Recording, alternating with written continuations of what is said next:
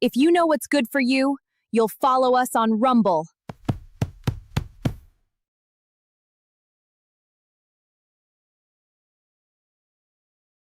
Give this video a like and subscribe. Please give this video a like and subscribe!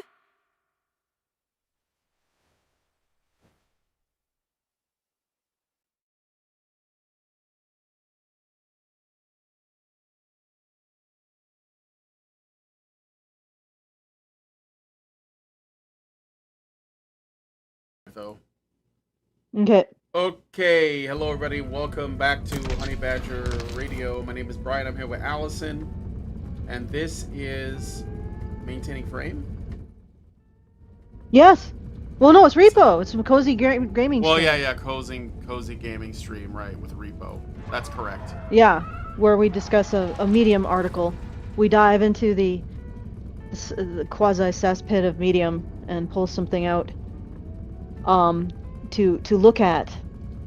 In this case, what we're looking at is a article in which the authoress asserts that the way to freedom for men is through feminism. Yeah. Freedom from being a man. Freedom from the pressure of being a man by essentially renunciating your masculinity and signaling allyship, and by doing that you will be free. I mean, not free of judgment, because you will still also be judged even more harshly, but you will be free of any connection to other men, which will make you freer by subjecting yourself to even harsher judgment by feminists. But that's freedom. It's freeing. Yeah, you're out of the man box, guys. Sort of. You're out of the man box and into a smaller, more electrified box with spikes. But, progress. Yay. Okay, so that's what I thought we would cover today. Okay. And if you would like to send us a message at any point throughout the show, you can do so at feedthebadger.com/justthetip. That's feedthebadger.com/justthetip. Very best way for you guys to send us a tip and a comment with that tip, because you avoid YouTube's comment box with spikes and an electrified floor that tortures your comments into a form that YouTube approves of. So don't do that to your comments. Free your comments by sending them through feedthebadger.com/justthetip. And if you want to support the show, you can do so at feedthebadger.com/support. That is how we manage to keep bringing you this content year after year. We're now on year 13 of not dying, which I think we've done well. Like, that's of all the goals, we have fulfilled the not dying goal, which means that the things that we talk about haven't been silenced. So we persist. Anyway, if you want to make sure that we persist even longer, feedthebadger.com/support. And if you want to join us in our community, badgernation.online. And so I have been, one of the other reasons why I wanted to cover this particular Medium article is I have, in conjunction with examining the psychology of men and masculinities field, which is the source of all of this renunciation of being a man and renunciation of masculinity, and all of, honestly, everything that we've talked about over the last 13 years, particularly everything that we've talked about since Gamergate, is a direct, it is directly downstream of the psychology of men and masculinities field. And why I say that is because they're the ones who originated the corpus of thought around men renunciating their masculinity, right? That masculinity is a harm that men do to themselves and society, and that is directly founded on the feminist notions of patriarchal dominance, right? So they took that foundation, they turned it into a concept about men, and incidentally, all of their norms that they say men have, they've never actually shown that men hold them, and when they do survey men reject most of them. So they're sort of norms that men don't have, but feminists say men have. And so the entire field's goal is to get men to renunciate being a man. So that to say, I don't take an identity. One of their specific statements is to help a man create a masculine identity that is independent of manhood or other men. So they're trying to create an individualistic sense of self, separate from identifying with other men or masculinity, which essentially means they don't want you to recognize anything positive about masculinity. They want you to only see it as in terms of individual values that women could also share. Like, women could also have them. But you get your own little mood board as a man. Not a man, as a neuter. You get a mood board. And that's your identity. Your mood board. You get a vibe. You don't get masculinity, because you gotta renunciate that. That's bad. It's harmful to you and it's harmful to everyone else, so put it in the trash container. And you don't get to be a man, because that's sort of like masculinity, or it's almost like feeling good. So you also gotta put that in a trash container. So as a neuter, the psychology of masculinity, of men and masculinities field, invites you to develop your neuter mood board, which you will then take as your own personalized identity. Right? Okay? That's where this is where all of the shit you see in gaming comes from. You notice how they have most of the way that they approach male characters is renunciation of masculinity and manhood. So they have to present them as failures, or they have to replace them with women, or they're villains. You notice that, Brian, right? Yes, of course. That comes from the psychology of men and masculinities. And they actually have deep ties into all kinds of funding. And this is not a conspiracy. They literally put this stuff on their masthead. Right? They're like, yeah, we're doing surveys for the World Bank and the European Bank of Development. That kind of thing. And BlackRock, probably they got some feelers in there too. So they are the ones who have created the theoretical apparatus that ended up blowing up into Gamergate when the gamers were like, what the hell is this crap? That's where it came from, guys. Okay? So the renunciation of men and masculinities, it gets into these entertainment mediums, and what happens? The male characters start to become, I don't know, laughing stocks? Like they become neutered. They get replaced by women, and this happened in games. It happened well before in fiction publishing. It's happened in animation. It's happened in comics. Like any entertainment medium you can mention, this is what's occurring. And alongside it is this idea that if you appoint women into these positions, these creative positions of power over a creative project, somehow they're going to smash patriarchy. Well, you can trace the lines back to this field, and this particular Medium article is borrowing the language from this field.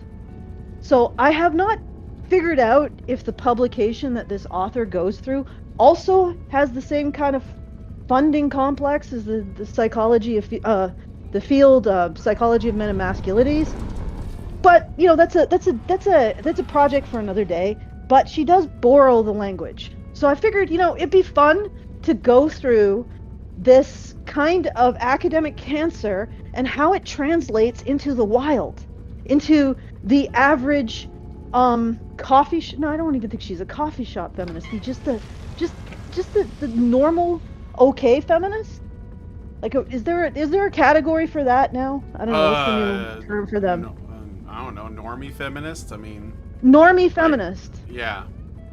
Yeah, but strangely, Useful a normie idiot feminist. Is that what you mean? Like. Yeah. Yeah. But strangely, one that borrows the very language from the, what is it, tentacle hydra that we have been attempting to pull out into the light and say, yeah, this is the thing, guys. Gamergate, this is what you were fighting, right? Comicsgate, yep, Yep. I don't know. We don't have Metal, like a Metal TV. Gate. Metalgate. Yeah, here it is. Short-lived Metalgate. Mhm. Yeah. Yeah, I think Metalgate. They weren't consumed by this. No, it didn't last like a week. Somehow they didn't manage to get metal. That's why we need metal Girl Scouts. But anyway, yeah. So it's been in Comic Gate. It's been in Gamergate. What were the other gates? Sad Puppies was talking about the takeover Puppies, of fiction. Yeah, and I'm sure there was other things. The animation. I don't think there was an animation gate. No, there just wasn't like a recognized. gate for these things, but you could just look at like the absolute state of like basically our culture, exactly. like all of our cultural institution. Dongle Gate. Yeah, but if you like, there's the YouTuber Gesture Bell. She's constantly kind of cataloging the destruction that's being created by this. Well, if you were ever wondering where the destruction is coming from, it comes from the psychology of men and masculinities field in conjunction with feminist, smashing the patriarchy. What does smashing the patriarchy means? It means renunciation for men.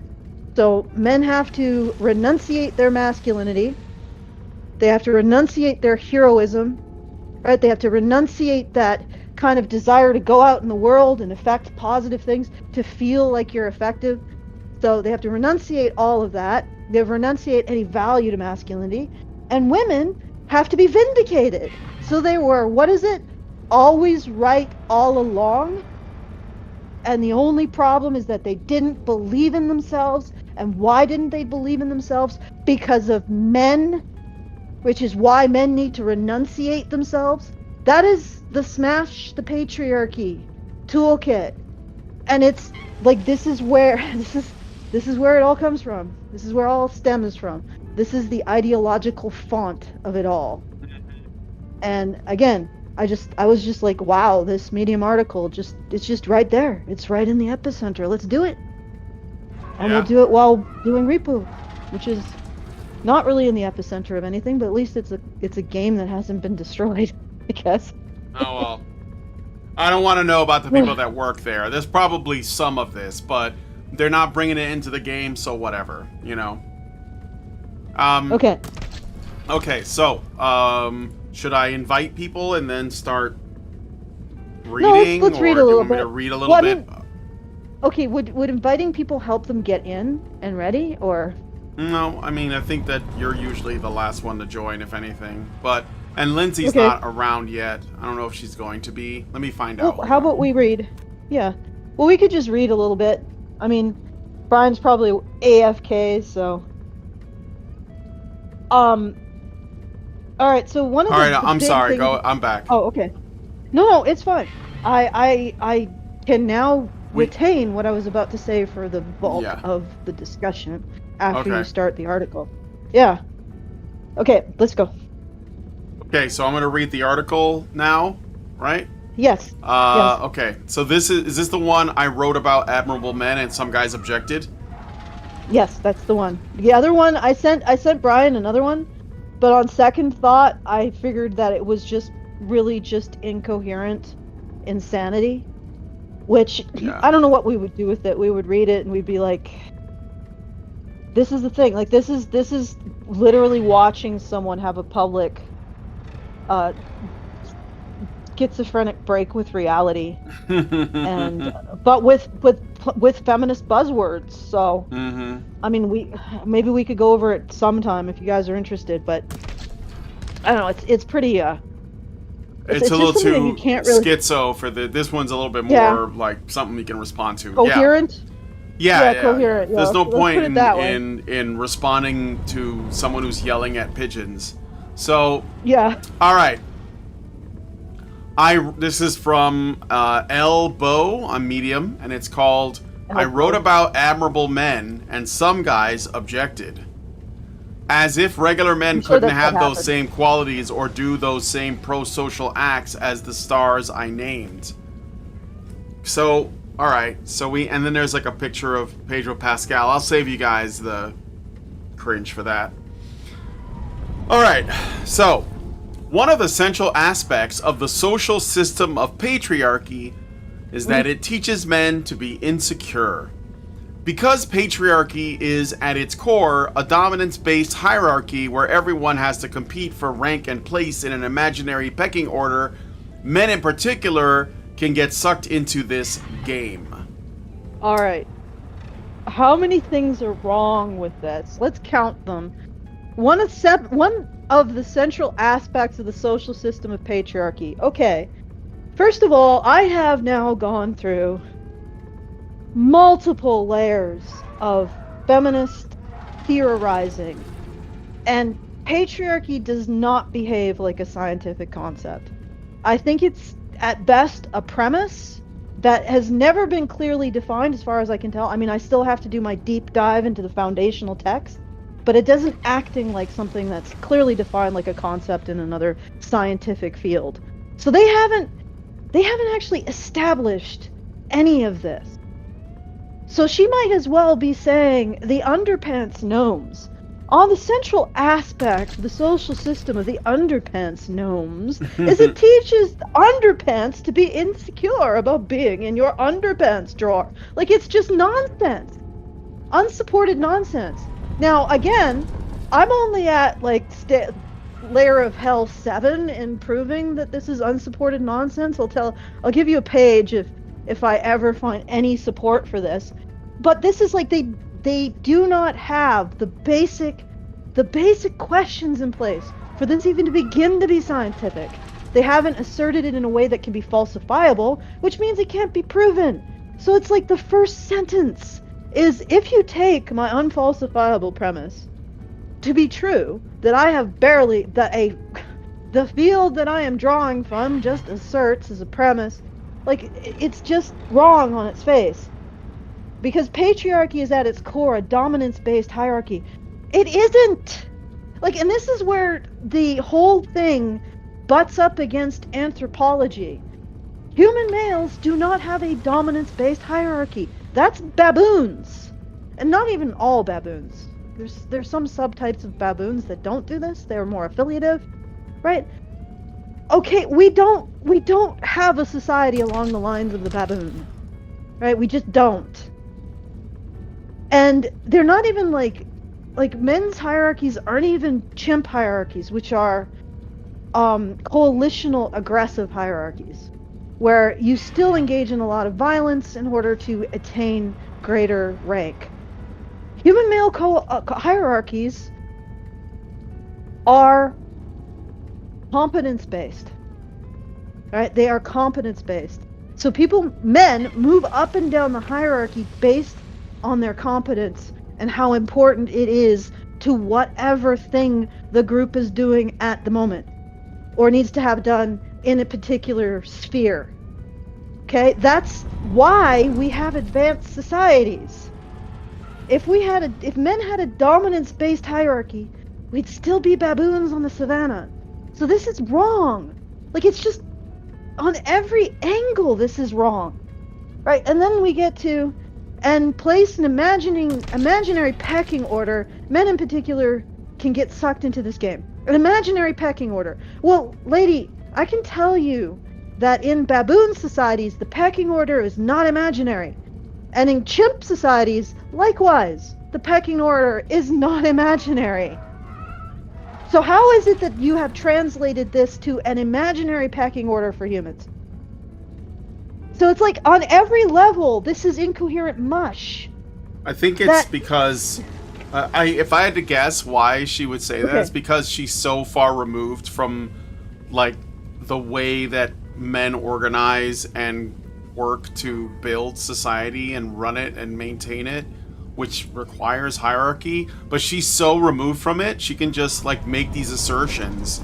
Like, it's all made up, and it's only because she's so, like I said, so far removed. I don't know how else to describe it. Like, if it's like saying, we don't need borders or military or police because I've never been robbed or I've never had to deal with, I don't know, illegals like swarming my community, or it's almost like I've never had to deal with these things. So the things that exist keep things that way must not be necessary, because I've never had that issue.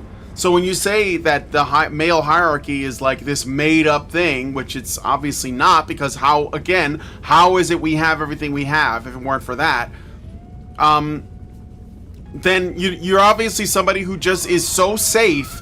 You have it so good, you have no idea, like, the sacrifices that are being made right now for you to keep that. I don't know how. I just know it's out there. I know it exists, but she doesn't want to, and so she's just, again, I think she's just ignorant that her state of being rests on all of the work and sacrifice that men have to do. It's the only way. Well, so it's ignorant. It also does have an ideological providence, what she's saying. In the psychology of men and masculinities field, which asserts, in defiance of every bit of evidence it has, that masculinity is dominance. Right? Yeah. But what's really interesting, again, is what she's describing is the relational web, which is about hierarchy, it is about dominance, it is about access to resources. It's all the things she's describing, and it's also imaginary. So there you go. Like, she's basically saying, insofar men act like women, they don't. What you're describing, lady, is the dark side of your own behavior as a woman. And so yeah, she doesn't have a connection to men's hierarchies and how they work, so she supplies her own. And that's what's really interesting, is because we have this cabal of men who are encouraging women to misinterpret the dark side of women's own behavior as male, and then write stuff like this. And that would be the guys in the psychology of men and masculinities field.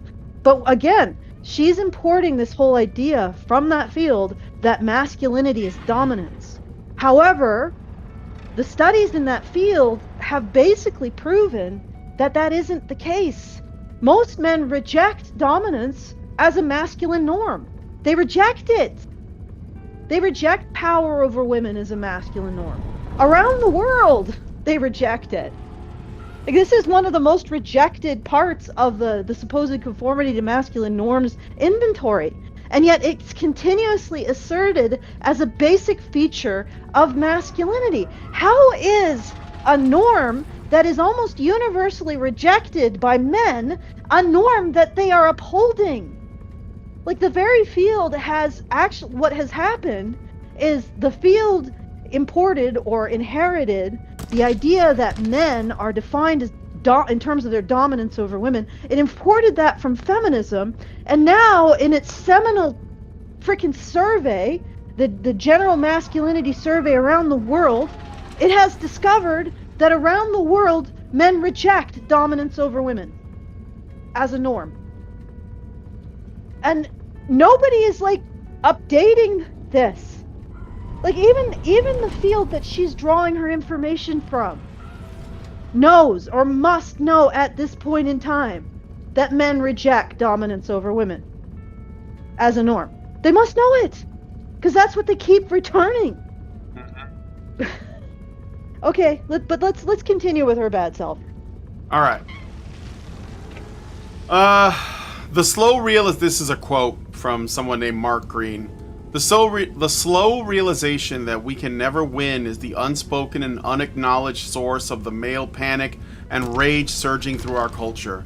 Like many men, I've wasted decades of my life trying to perform the man box model of manhood, which by design leaves us struggling to prove our manhood while forever failing to completely do so. Mark Green. That sounds like a you problem, Mr. Green. I don't know. And this is, so Mark Green is just another guy who wrote a blog called Man Box Culture and the Backlash Against Women's Equality. And so it sounds like a male feminist fighting for women's equality. And so part of that means flogging yourself as a man. And, well, I got a couple super chats. I should probably read them. But that was that quote. Hold on a second. Albatross gave us $2 and said, do women not have hierarchies ever? Projection. Yes. Dylon 102001 said, for $10, thank you. Patriarchy theory is the feminist equivalent of flat earth theory. It attempts to describe the world in general terms, but fails to make any verifiable predictions like relativity or evolution does. And then Roboto 1234567 gives us a rumble rant for 2 and says, have you considered some of these women are in fact actual baboons?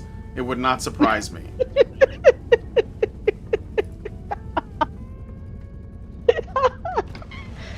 Yeah, I sometimes think that might be maybe what we're actually responding to is a room full of baboons at typewriters. They gave them keyboards and computers and let them post on social media. Yeah. Okay, but yeah, so I think you were going somewhere, Brian. Did you want to finish before we went into the so like I was walking the dog today, and I was talking to Lindsay. And the reason why she's late is because she found a tick on herself, and she's a little freaking out right now because she doesn't want to get ticks. And she's checking the dog. But anyway, I was talking about Medium and what I think the reason what I think is going on. I'm not sure if I'm going to be able to put this into words well, but it's interesting because I think that places like Medium, and probably like a lot of other places, if not most places on the internet in general, everyone who's contributing to them are all sort of towing the line on, these feminist beliefs, for example. And because everyone is writing about feminism in the same way, where they're all like, talking about toxic masculinity, the man box, all of the problems women have, Roe v. Wade, Me Too, whatever it is, doesn't matter, whatever it is. Most of it revolving around small things like relationship issue. I mean, I don't think it's a small thing, but, it's not like a political issue. And I think that what happens is the more people contribute, the more likely they are to like toe the line on whatever the consensus is, and women respond to that same things. They're all looking for consensus as well, so they're looking at everyone else's Medium content. They're seeing the same patterns of like, oh, they're talking about these issues from this perspective and these opinions, and those people are getting boosted. They're getting a lot of, I don't know if you can like make money on Medium or whatever, but they all have like large followings. They have lots of comments. There's lots of engagement, so that person's getting a lot of attention. So I think that women are more likely to say, well, this must be what everyone believes, therefore this must be true, therefore I'm going to contribute to this conversation and throw my 2 cents in and say a lot of the same things, which is why when we read these Medium blogs, it's like you can predict what they're going to say. Like, you already know what they're going to say because they're getting their talking points from other people who have gotten their talking points from other people. So I'm just saying that this woman is not much different. She's basically like falling into the whole affirmation of consensus. I'm gonna jump on this, and this man is her evidence that this is not what she's doing, because there's a man who also made a blog post on Medium that's towing the line about the man box, and he is probably, getting a lot of engagement and a lot of follows. So it's like a self-perpetuating grievance machine, if that makes sense. And the women just jump on the bandwagon for that. Does that make sense? I mean, that's what I think. And I'm not saying...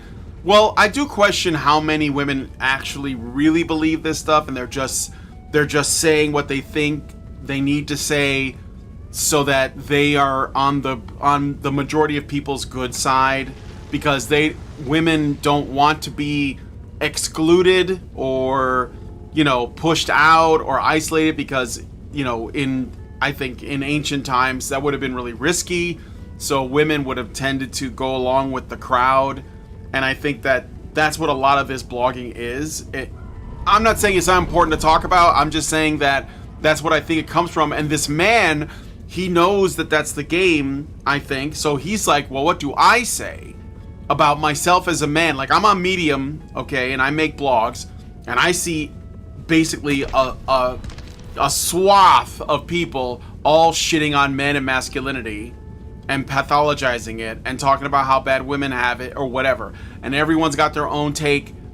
And this guy is like, well, if I do that too, I'm going to get a lot of, I'm going to get a lot of support. I'm going to get a lot of views. People are going to read my blog, etc. So I think he's just doing that. I mean, maybe it's a bit cynical of me to say, but it seems to me that he's just doing that because he knows it works. So it's getting him attention and views, etc. So, yeah. Yeah, well, that's like, there's no cynicism in that. That's exactly how it's supposed to work. Mm-hmm. Like, the thing is that you got, like, one of the things is, when I talk about this stuff, is trying to get men to understand the relational web. And then also, like, I mean, if women were listening, to understand why it is that men read this stuff, like normal men, not the guys who are virtue signaling on a blog. They read this stuff and it's just incomprehensible to them. It's not like women will interpret the incomprehensibility of it as some kind of sign that the man is a bad person. But it's just that men don't natively understand what the relational web is trying to do. And right here, you're looking, like, Brian, you're looking for a there. You're like, well, it's cynical to say that all he's doing is virtue signaling because you're looking for the cost, right? You're looking for the action that he should be taking in order to do something for the things that he's virtue signaling about. That's not relevant to the relational web. They stop at the virtue signal, so they don't see it as like this guy being cynical. Of course you do, because you're a man and you're judging him based on the way men judge each other, which Kimmel has no clue about, which makes me really wonder about the state of, certain aspects of his anatomy. But regardless, you're judging this by the way a man would judge it. And you're saying, well, this guy's being cynical, because you're like, well, where's the cost? What cost is he paying for these virtue signaling? The women don't see it that way. The act of empathy, the act of expressing concern is the thing for them. He is expressing concern. There's nothing further to investigate about this man. He has expressed concern. It costs him nothing, but he has expressed it. Therefore, he is doing the entirety of the act that needs to be done. There's no cynicism in it. Like, there's no assumption of cynicism, because they don't take it any further. You see what I'm saying? Yeah. Yeah, it is complete in and of itself. So that dude, virtue signaling his own renunciation of his masculinity, which, honestly, guys, is like the biggest goddamn red flag. Yeah. Like, God, Jesus. Like, this guy is signaling his renunciation of his masculinity. The women who are orientating towards it see it as it is the thing it is. He is doing the good thing. Therefore, he is the good person. And the good thing has no action. It has no cost. It's just a signal. He's signaling the good thing. I shouldn't have even said doing. He's signaling the good thing. Therefore, he is the good person. And you're a man, and you're looking at that, and you're saying, but there's something missing. Yeah. There's nothing missing for the women. Nothing, which is why they keep getting sucked into the sociopaths and the narcissists. Because they don't realize there's something missing there.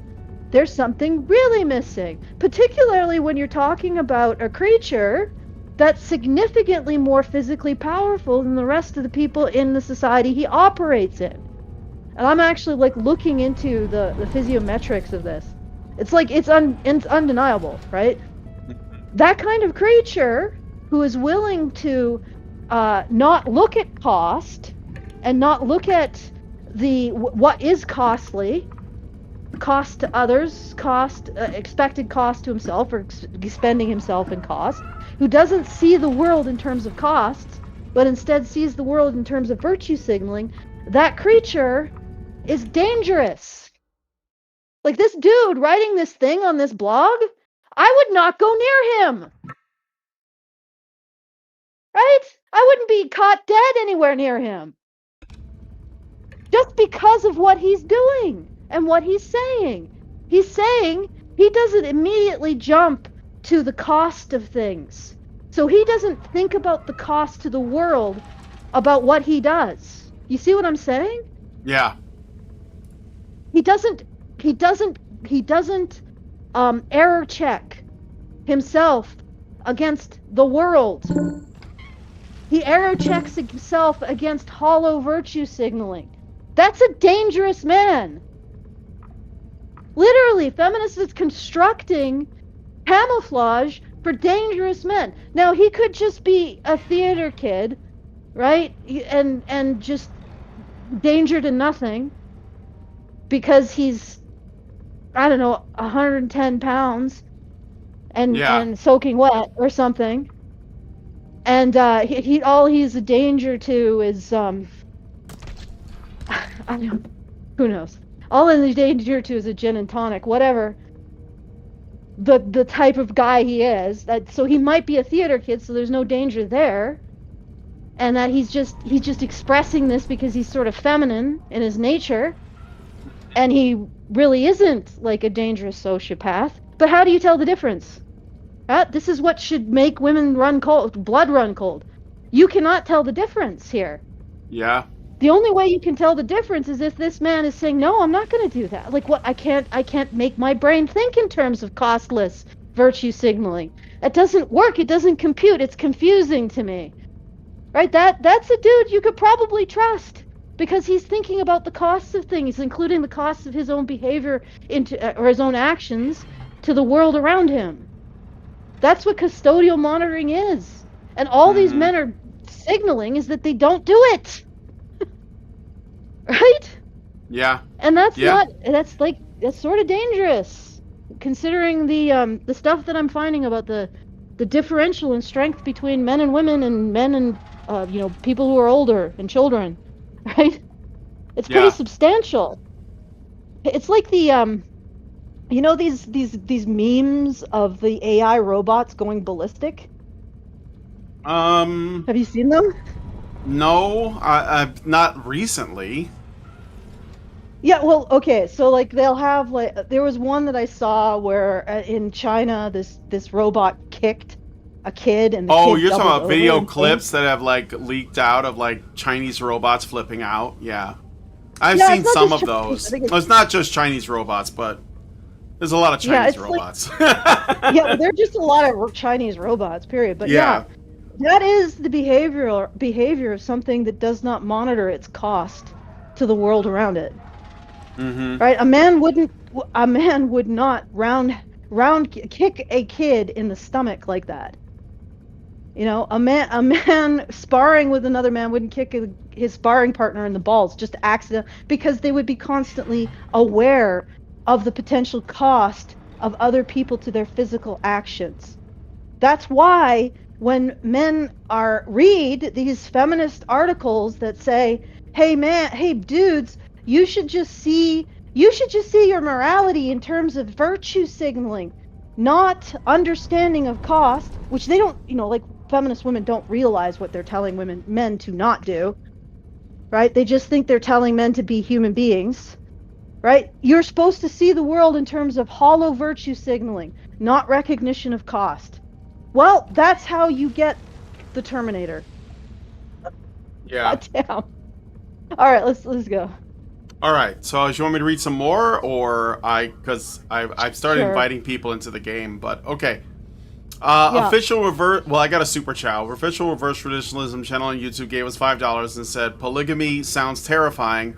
Imagine being a man walking into a kitchen where 4 wives are all mad at you at the same time. All right, thank you for that. Describe that terrifying. I think there's a proverb in China about when the lead wife agrees with the subordinate wife. It's like hell is opening up or something. You need to be afraid. Yeah. Okay.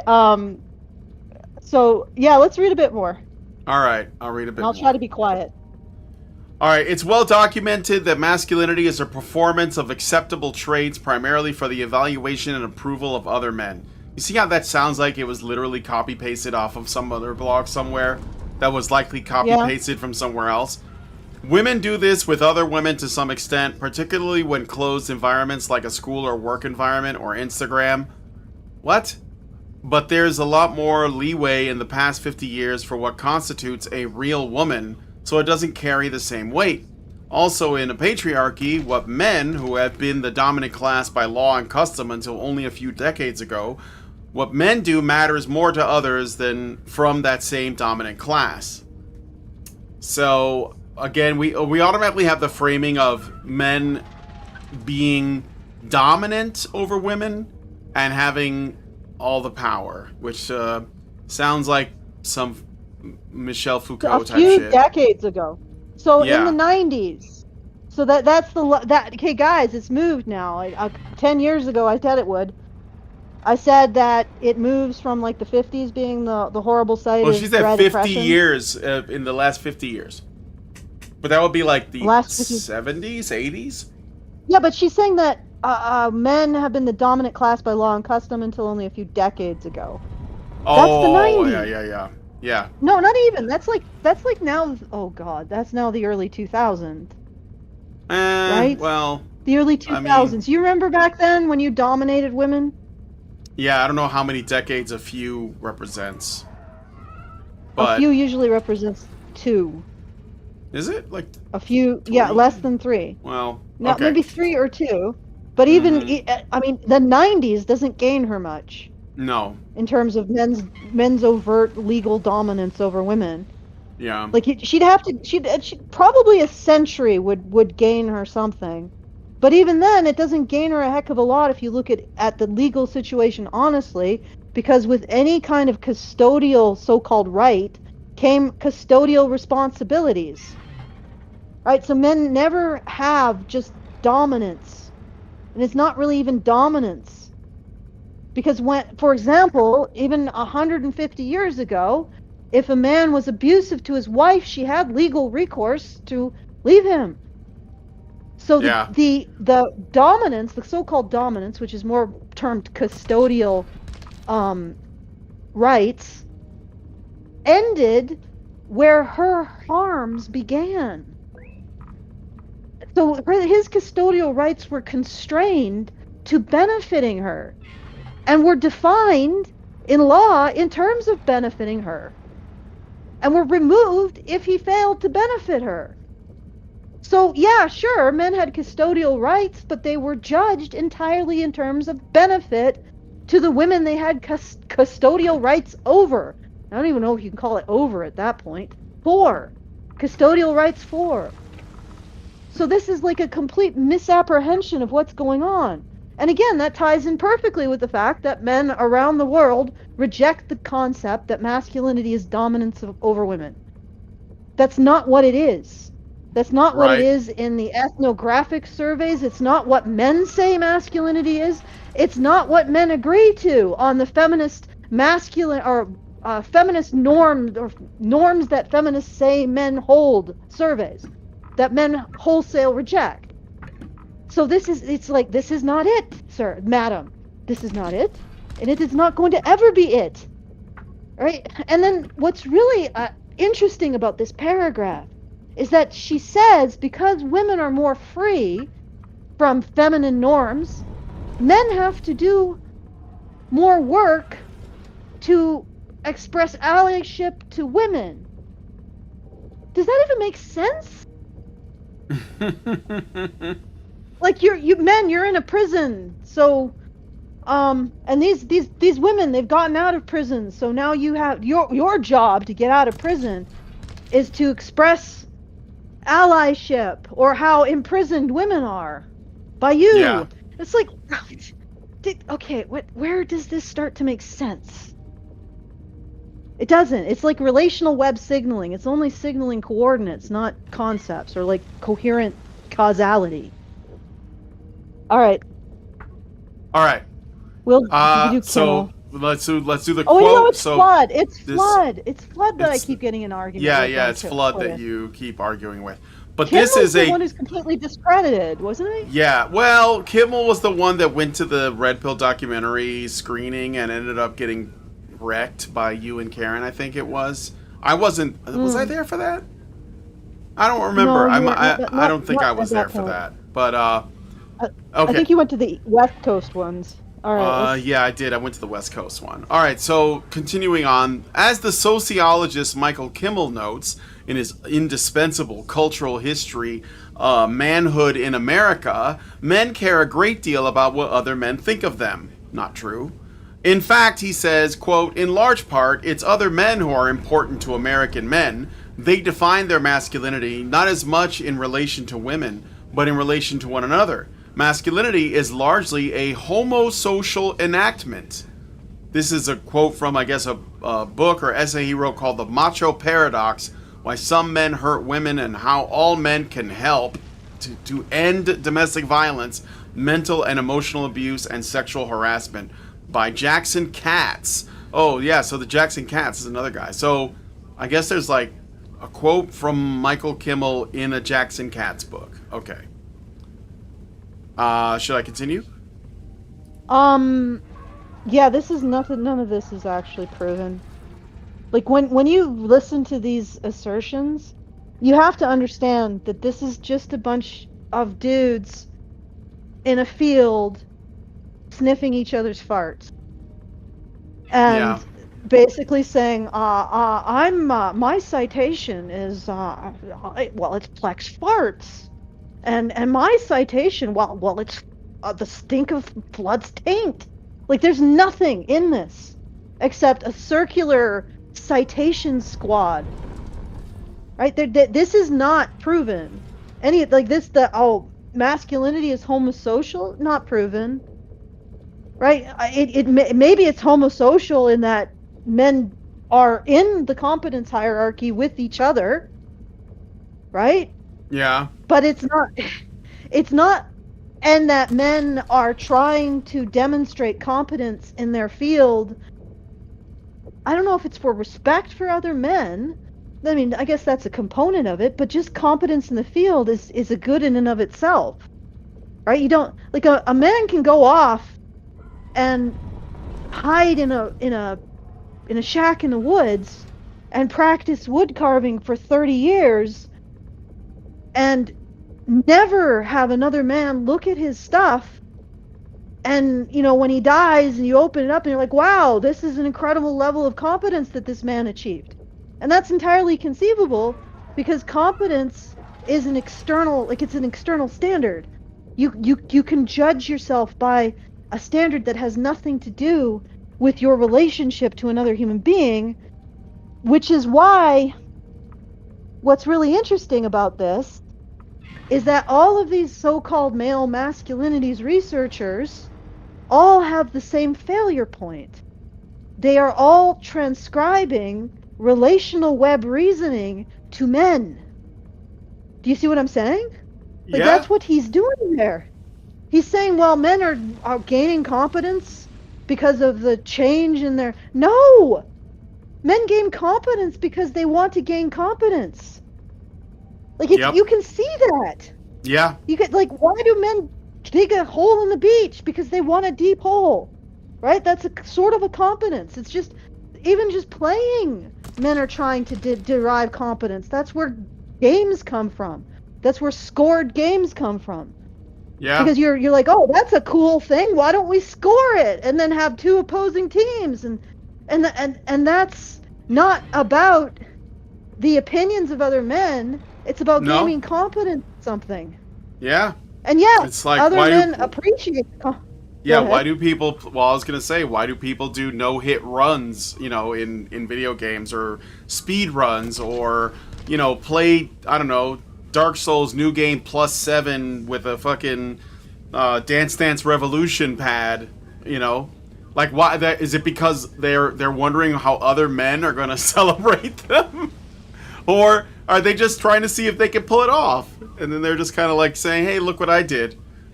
Yeah, they don't understand that.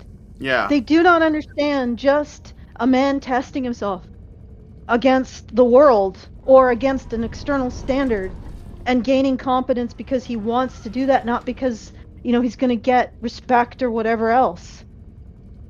And that's the big failure mode. I think, like, the psychology of men and masculinities, they consistently make the same failure mode, right? And that failure mode is assuming that men do things to rank themselves in the relational web of other men. I'm not even sure. You got to prove that men really even have a relational web, right? Like, I don't think they do. I mean, that is not to say that men don't bond, but I don't think they bond in relational webs like women do. Right? They bond towards a goal. They bond towards, a competence.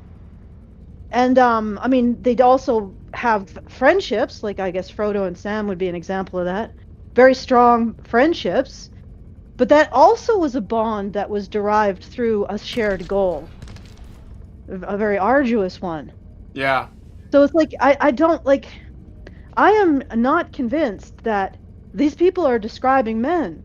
And then when they go, like these masculinities, I don't even know what, emasculinities, the field, the psychology of not men and emasculinities, when these researchers go and they explain this stuff to men and they just get a blank stare, like what? They say that is evidence that they are correct about their assumptions about men. So men can never talk about what they care about their norms, without even expressing them, being evidence that the feminists are right, that men really are about dominance. So this survey that has shown that men reject dominance, obviously what's happening here is that men are lying about rejecting dominance or something.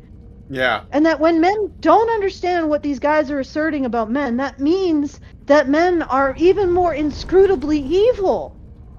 Like, nothing is a defense, is what I'm getting at.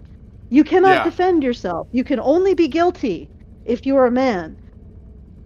And then they say, they have the audacity to say that their entire field isn't anti-male. Ugh, yeah, okay. yeah. All right, so should we... What?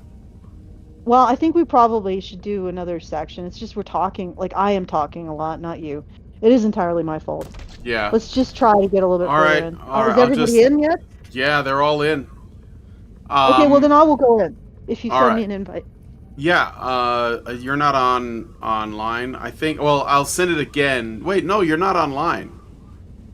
Oh, I'm online now. Oh, I see Death Rider. I see Gabriel. Oh, yeah, Dire Hawk. There we go. Okay. All right, I just sent it. I'm waiting for Alison to join, and then I gotta like turn her volume down. Yeah, I'm opening it up. Dick forward. That's the first thing. What? I'm opening. Oh no, go ahead. Say Dick forward. I think you missed a super chow, though. I might as well tell you that. All right, so I got a super chow from Dick Forward for $5. He says China needs to be stopped. They are teaching robots kung fu. This will be a weapon to surpass Metal Gear. All right. Yeah, but my point is this. A man would be able to immediately moderate, like even before he threw that kick, that he would have moderated it so it wouldn't have harmed the kid. Sure. All right. Get in here. I'm in the rig. I don't. Nobody can hear you. You're not talking or something. Okay, just a sec. Hello, can you guys hear me yet? Nope. No? Okay. Nope. Let me put it down. Hello? All right. Nope. Okay. You gotta set your microphone. Yeah. Microphone. Okay, Thanks how for about the this? super chow. Nope. Still nothing. Okay. All right, let me see. All right, so the microphone is the Steel Series. That's correct. Hello? Oh, goodness. Oh. This is unfortunate. This is really unfortunate. Okay. Wait, let me see if... trying to figure out the microphone, guys. Nope. Okay. Nothing. Nope. All right. I'm looking at your head's not flapping. There's no sound coming out. Yeah, I know my head's not flapping. I don't know what's going on. Let me see if my husband can help. Jonathan, can you... it's not registering this. Okay, so I guess we'll just have to... Oh, apparently it was not turned on. Okay. All right. There we go. Oh, yeah, there you go. Okay. Now, can you All guys right. hear Alison? Does she sound okay? Yeah, am I here? I have guys? her muted on my end, so in the game, I mean. Yeah. Hopefully not everywhere. All right, so I'm good. My head's flapping. I am suitably Canadian now. So, shall we do another segment or just do a part of the game? I don't know. What do you want to do? I could read a little bit more. I mean, if you guys are okay with that, and then we'll start. I'll read up until this this I'll just read this paragraph, okay? It's not a long article, so all right. So why are some men cheesed off that I wrote about a whole bunch of really great guys who just happen to be in the public eye? Who knows for sure? It seems pretty pathetic to me, but I suspect it has something to do with the whole dominance hierarchy pyramid and how the more men are bought into patriarchy, the more they feel the pressure to measure up by those standards. When they don't, they feel insecure and bad about themselves. Don't hold up stars for me as role models because I'm never going to be that rich or famous. This is completely missing the whole point. Oh, okay. So let me just do a sympathy exercise here, lady. Let's imagine that, I don't know. I don't want to say your husband, but let's imagine that a male blogger had these women they had assets, let's say, and they were all young and beautiful. And he said, these are the examples of opinions, women's opinions that I care about. And then you were like, but I see two big reasons why you care about these women's opinions, and I don't have those big reasons. Sydney Sweeney has and entered the chat. Go ahead. And then he says, it's not about their assets. It's about the fact that they love to make sandwiches for men. And then you're like, because this is basically what this is. She doesn't realize that that's what she's doing. Just so happens that the men that she points to as desirable, socially desirable, of course, not desirable in terms sexually, presumably, right, just happen to be rich with large audiences that can receive their virtue signals. Right? And then when men come up and say, hey, these guys have substantial assets that I don't have, she says it's not about the assets, it's about the fact that their opinions are consistent with what I want. Like what I want men to believe. You know? And the thing is that when she says that these men have opinions consistent with what she believes as a woman, or they behave consistent with what she thinks is appropriate, she is essentially saying she's essentially judging them by the same standard of a man saying, well, I want a woman who benefits me, right? Or I want a woman who does this, that, or the other thing. I want a woman who has these values. Now, that's not a bad thing necessarily, except the values that she's expecting from these men are, I don't want you to think like men. I don't believe that your cognitive modality that you have as a man, right, the way that you think as a man, I don't like it. I want you to regard my own way of thinking to be superior to yours, and your way of thinking to be a marker of being a subhuman. And I'm like, okay, so not only are these dudes like, you know, you only allow into your golden circle men who have substantial assets and a large audience to listen to their virtue signaling. The things that you expect men to say are basically your beliefs about men, your beliefs that your way of looking at the world as a woman is superior to men's way of looking at the world. And in fact, not just superior in a certain circumstance, it is what makes a person a human being. Virtue signaling is what makes a person a human being, a good human being worthy of existing. So it's like on every level, this is so tone deaf on her part. And the other thing is that, okay. I just said yeah. So, yeah, no, I know. Let's read the next paragraph, because I could continue, but I think that the next part that I was going to say might do better after. Okay. How did you gloss over the places I talked about in that story were qualities that any man could cultivate? What? Oh, let me read that again. How did you gloss over the places I talked about in that story were qualities that any man could cultivate regardless of income or visibility? Besides being too bought into dominance hierarchy ladders, these naysayers are also creating an excuse for themselves for why they don't have to try that hard to create and uphold a positive, egalitarian culture. Oh man, I almost threw up in my mouth a little bit. You only care about rich stars, so that's my excuse to not have to really work hard around this stuff. She says as she pretends to be quoting something that men did say, even though they probably didn't. Okay. Yeah. Okay. Besides, okay, so once again, she pre-assigns any criticism of what she's demanding of men, right? You know, men have to have big assets, and they also have to virtue signal the way I want them to, while regarding the way men conduct themselves in the world and experience cost and empathy to be inferior to a point of being subhuman, right? I have to do all that. Like, this is the female equivalent of a man saying, yeah, she's got to have big boobs and be chained to the radiator. Like, that's literally what she's saying. Well, not literally, but it's the equivalent. Like this, this is what I want people to fix in her mind.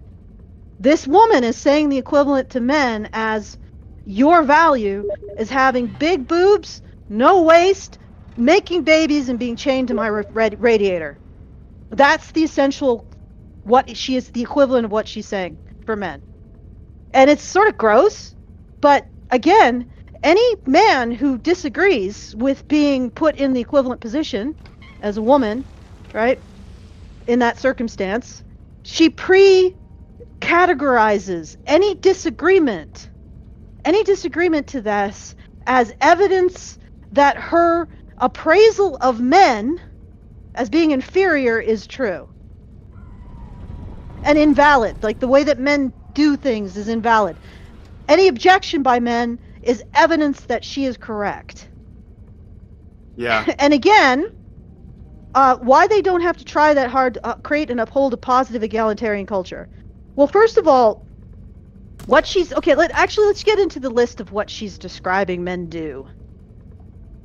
Okay. In my where are you doing it, or do you want me to do it? No, I'm you just probably wouldn't I'm talk at just, all if you didn't should I read if I read the next part? All right. So in my essay, Yeah. I talked about men being an ally and a supporter to LGBTQ plus folks. Okay, that's nothing to do with. Okay, whatever. Supporting organizations that are trying to curb violence, standing up for the importance of diversity in the arts and media, The police? standing against domestic police? violence. I talked about loving and supporting your family and being so secure in yourself and your masculinity that you can view women as fellow human beings and not just sex objects who are beneath you. How on earth is any of that only the purview of the rich and famous? Okay. All right. So let me explain this situation, right, from the relational web point of view, and why there's this big chasm in understanding. All right. First of all, she is already ascribing a role of men beneath her. So she is standing in judgment of men and what men must do. And it's not even really an action. What men must say in order to earn out of the black category she puts them into in the first place. And any objection to being put in that black category is, of course, more evidence that men need to do more work to get moved out of it. So she's a massive fucking chauvinist, and it's sort of gross. But I will just take it on its face and try to explain what's going on here and why men might be concerned, like have a problem with it. And yes, I am speaking for men. If I do it wrong, tell me. I'm just doing it based on first principles, based on my cognitive modalities work. All right. So what she's saying is that men need to virtue signal a bunch of stuff. Loving and supporting your family is an action. It's entirely within the custodial behavior of men. That is honestly, I think the only reason she put that in is to make it seem like men need to follow her list in order to be decent human beings, even in a custodial way. Which I think it's irrelevant. Like, this is just her stinger to be like, oh, and guys who don't do what I say, they don't even love and support their families. Being so secure of yourself and your masculinity. You know, honestly, I think it should be okay for men to be insecure. I mean, I don't mean like it's going to be something that they're comfortable with or something that they don't want to get over, but feminists, can it be okay for men to be insecure about something? Does this have to be evidence that they are subhuman? That they have an insecurity? Like, this is what I'm getting from a lot of feminist writers. If a man has an insecurity, he should go into the bad man bin. Just like throw him in.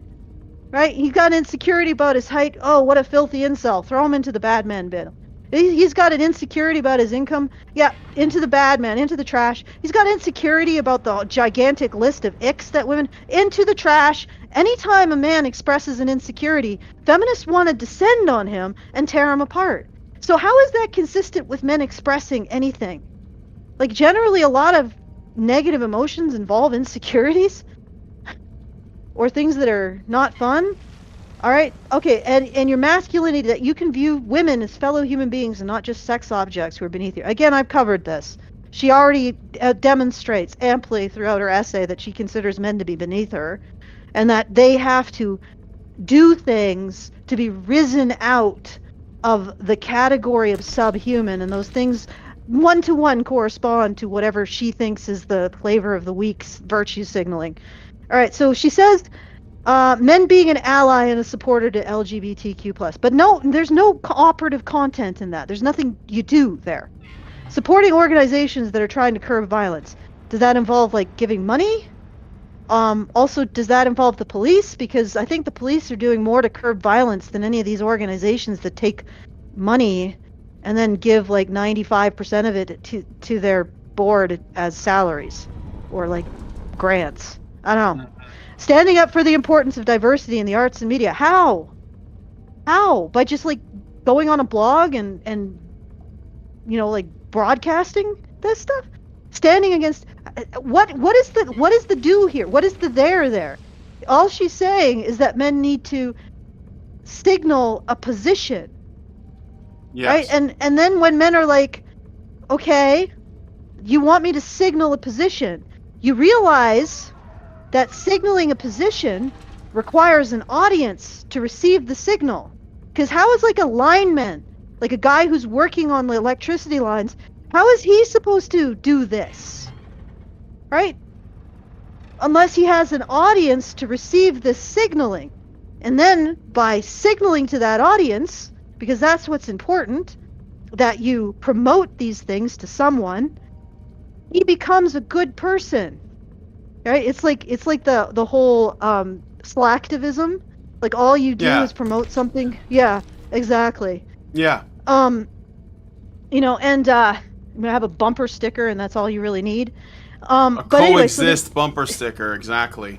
Yeah, exactly.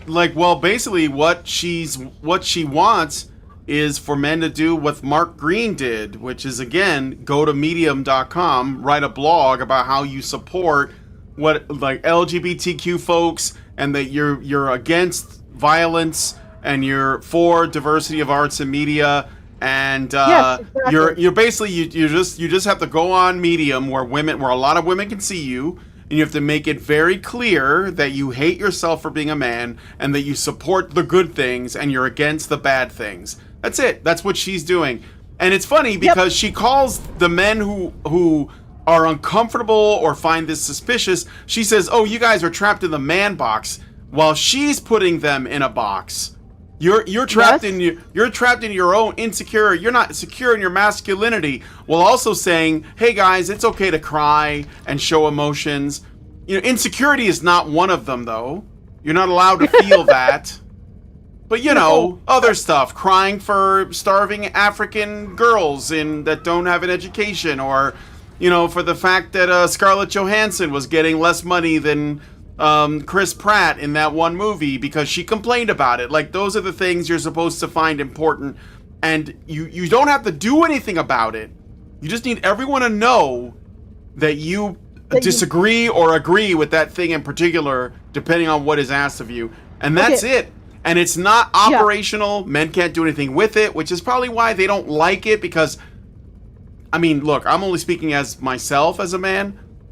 To expect someone to want me to just go up on a podium and announce to the world something that is like either I'm not comfortable with or I think is obvious, like I am against murder and rape.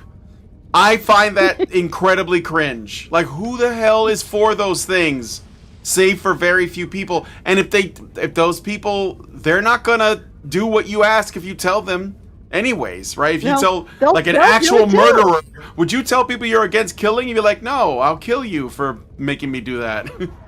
So, well, I think a murderer would freely virtue signal that he or she that's probably is right. against murder because it's costless. And that's the Yeah. point. I think that's what you're getting at, Brian. This stuff is costless, except when men look at this, they look at this thing that she's telling men to do, they're trying to find a cost. And the cost is acquiring an audience. Because this is the thing. In order to virtue signal properly, you have to acquire an audience. And now, what is the virtue signaling actually enumerated in? It's in size of audience, right?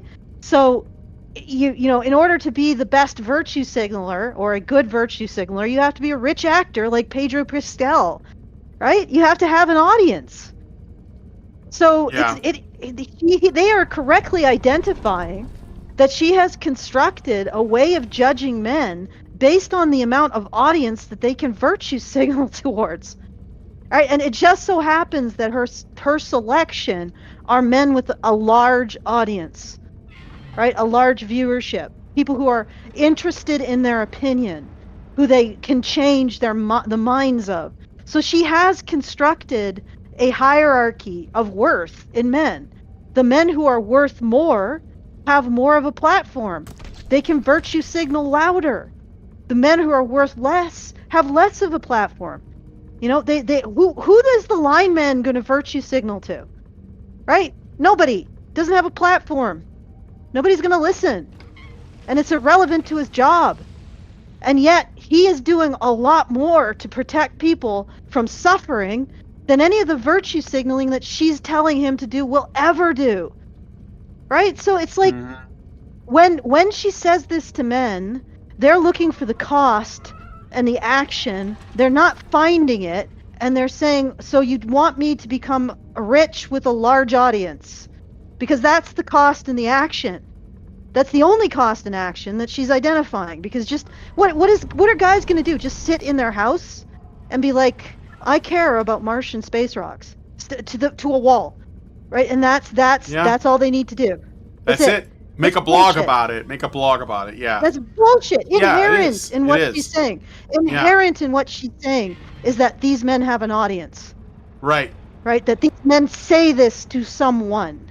Oh, they're not just saying it. I mean, obviously, like famous people say this stuff because they want to keep getting work.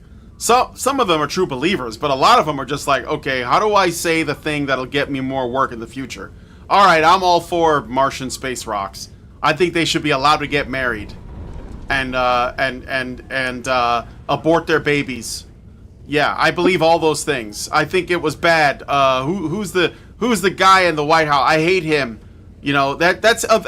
Like, why else? No one listens. Look, people shouldn't listen to celebrities anyway because they're fucking brain dead. But they're famous brain dead people that say things, and people like this woman listen to them. So yeah, I mean, there's a reason she picks them because they think that celebrities have authority. They're looking for consensus.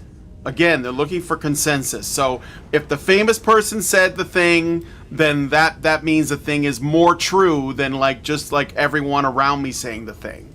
The famous person affirms the thing, so I want to hear it from them. You know, that's the only. I mean, why else are these people so hooked on whatever Taylor Swift says or Sabrina Carpenter or whoever it is, the flavor of the month. Pedro Pascal's picture was shown there because he is the new man. He is the new face of masculinity, which is, well, you've seen the clips floating around, but that's what they're pushing. That's what they're pushing. They don't want men to be whatever they are. They don't want masculinity. They want allies that parrot what they say, follow them. Renunciate their masculinity. Literally in the field. Renunciate your masculinity. Yeah. Or enunciate it. Like, just say no, spit upon it, throw it down and spit upon it. Spit upon the false masculinity, whatever. But the idea is that she wants men to virtue signal, and then the guys who say, well, what are you talking about? There's no there. Because this is basically just becomes a network of people virtue signaling at each other if nobody actually operationalizes what you're doing here. And it also stigmatizes, or it completely like removes from even recognition the way that men do morality, which is costly. Which is either you have an external standard, like, okay, maybe I don't virtue signal for trans people, but I uphold their right to speech, I uphold their right to association, I uphold their right, their right to freedom of pursuit of happiness and whatever else, right? And I uphold those rights as I would with any citizen. That's not an acceptable approach to morality. To judge your actions by an external standard to try to live up to civic responsibilities, that's not acceptable. So the way that men conceptualize morality in terms of external standards becomes unacceptable. And then in addition to the way that men narrow the circle of concern to people that they can legitimately sacrifice for. You can't sacrifice for Martian rocks, but you can sacrifice for your family and your community. So they narrow that circle at the same time as they uphold external standards of treatment of others, right? Like upholding others' rights. And all of that is marginalized in her framework. All of that is subhuman. It's not acceptable. You can't enter it into evidence that men actually have an ethical system. That is rather important. That men actually do anything positive and pro-social by virtue of how they approach the world. Like, you can't enter that as evidence. No. So she's completely ostracized. Like, she's completely removing any recognition that men are good in and of themselves. They can only adhere to the female way of looking at the world, looking at being in the world, and looking at compassion in the world. So, like I said, this is why I say this is the female equivalent of a man saying a woman should have big tits and be chained to my radiator. Like, that's it. That's the life that she has. Every other aspect of her life is null and void. That's exactly what she's saying to men. Every aspect of who men are is null and void. And then she has when men are like, what are you? They're not even saying the things I'm saying. They're probably just confused as hell by what she's asking them to do. Because men will look at that list, not see any costs, and try to find what it is that she's actually telling them to be, and they'll settle on rich and famous. Because that's an actual, that's a cost, that's something you sacrifice for, that's something you can work towards. And then they'll rightly say, not every man can be rich and famous, lady. Not every man can virtue signal at the volume of Pedro Pascal. And that's like that's the only cost the Pedro Pascal's virtue signal has, is that he has an audience that he's worked for. He's out of the position that he's worked for. So when men look at that, they're like, well, where's the cost? Well, Pedro Pascal's cost is he's rich. And he worked for that, and he's got an audience, and he worked for that. So that must be the cost of virtue signaling. Therefore, you're asking me to become rich and famous like Pedro Pascal. And that doesn't make any fucking sense. Go away, lady. And then, no. It's not that. Because not every man could be that. No, you don't think it's that? Well, no, I don't think that men think that they need to be rich and famous like Pedro Pascal. I think she's making a wrong comparison. I think that when you are famous, more people listen to you, and yes. so the men are probably saying, well, that guy's high status, so what I'm not going to make a difference. And she's like, you're insecure, but what she's asking for is consensus.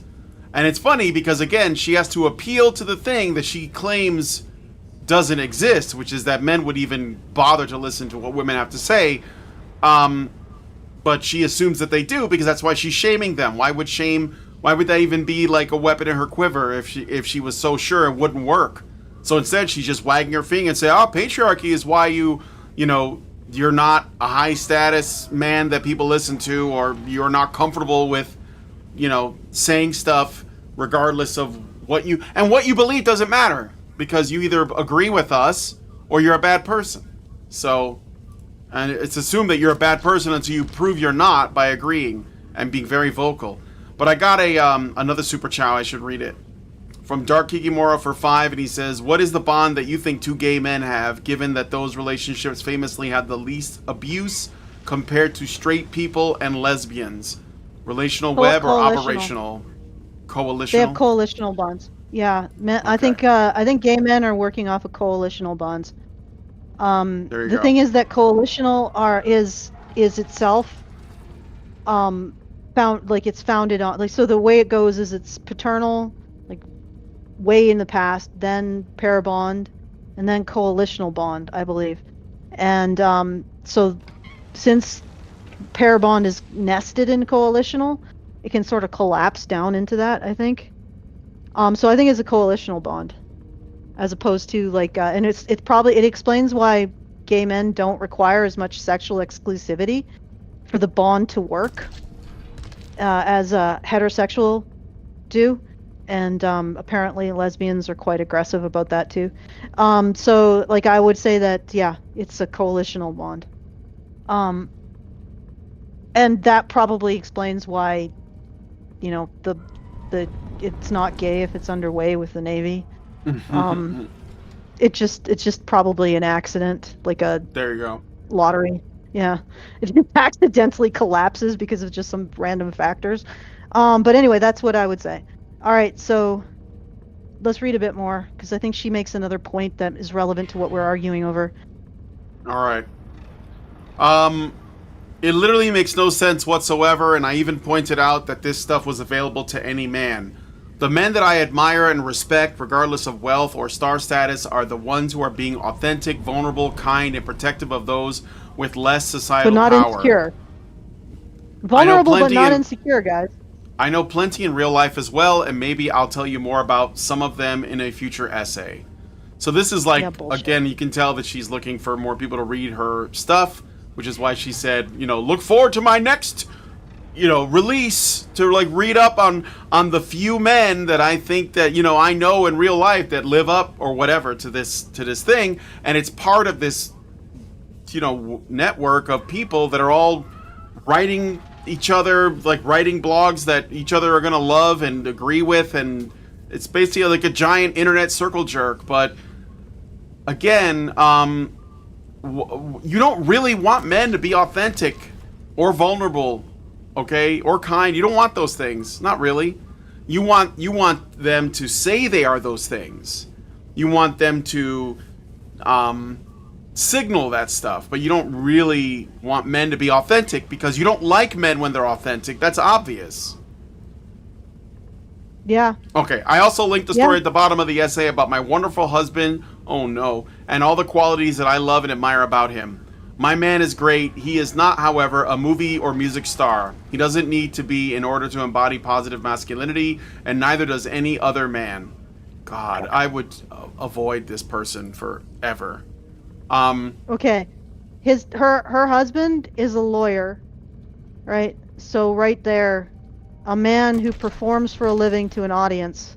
I mean, it's not as high tier as like Pedro Pascal, but that's, and also if you go to what she praises about her husband, right? It's a list of actions. Guys, I want you to pay close attention to this. What she actually credits James with, that's her husband. Does his own laundry, shares household chores. She mowed the lawn when younger, now they pay a service. I don't know what that's crediting him for, I guess paying for the service. Cooks, drives, pays, so he pays, presumably for a significant amount of their lifestyle. Alternating, but it's okay, whatever, that's some weird financial feminist crap they're doing. He read How the Grinch Stole Christmas to their son so often he memorized it. He raised a son with autism, and the son still lives with them. He had 20 plus years in C-suites, high-powered jobs entire career. That's the corporate lawyer thing. So guys, worked with and for high-powered women, friends at work with women, okay, whatever. Faced cancer this past year. So, right, she's describing a custodial man. Like she's describing a man who takes care of his family.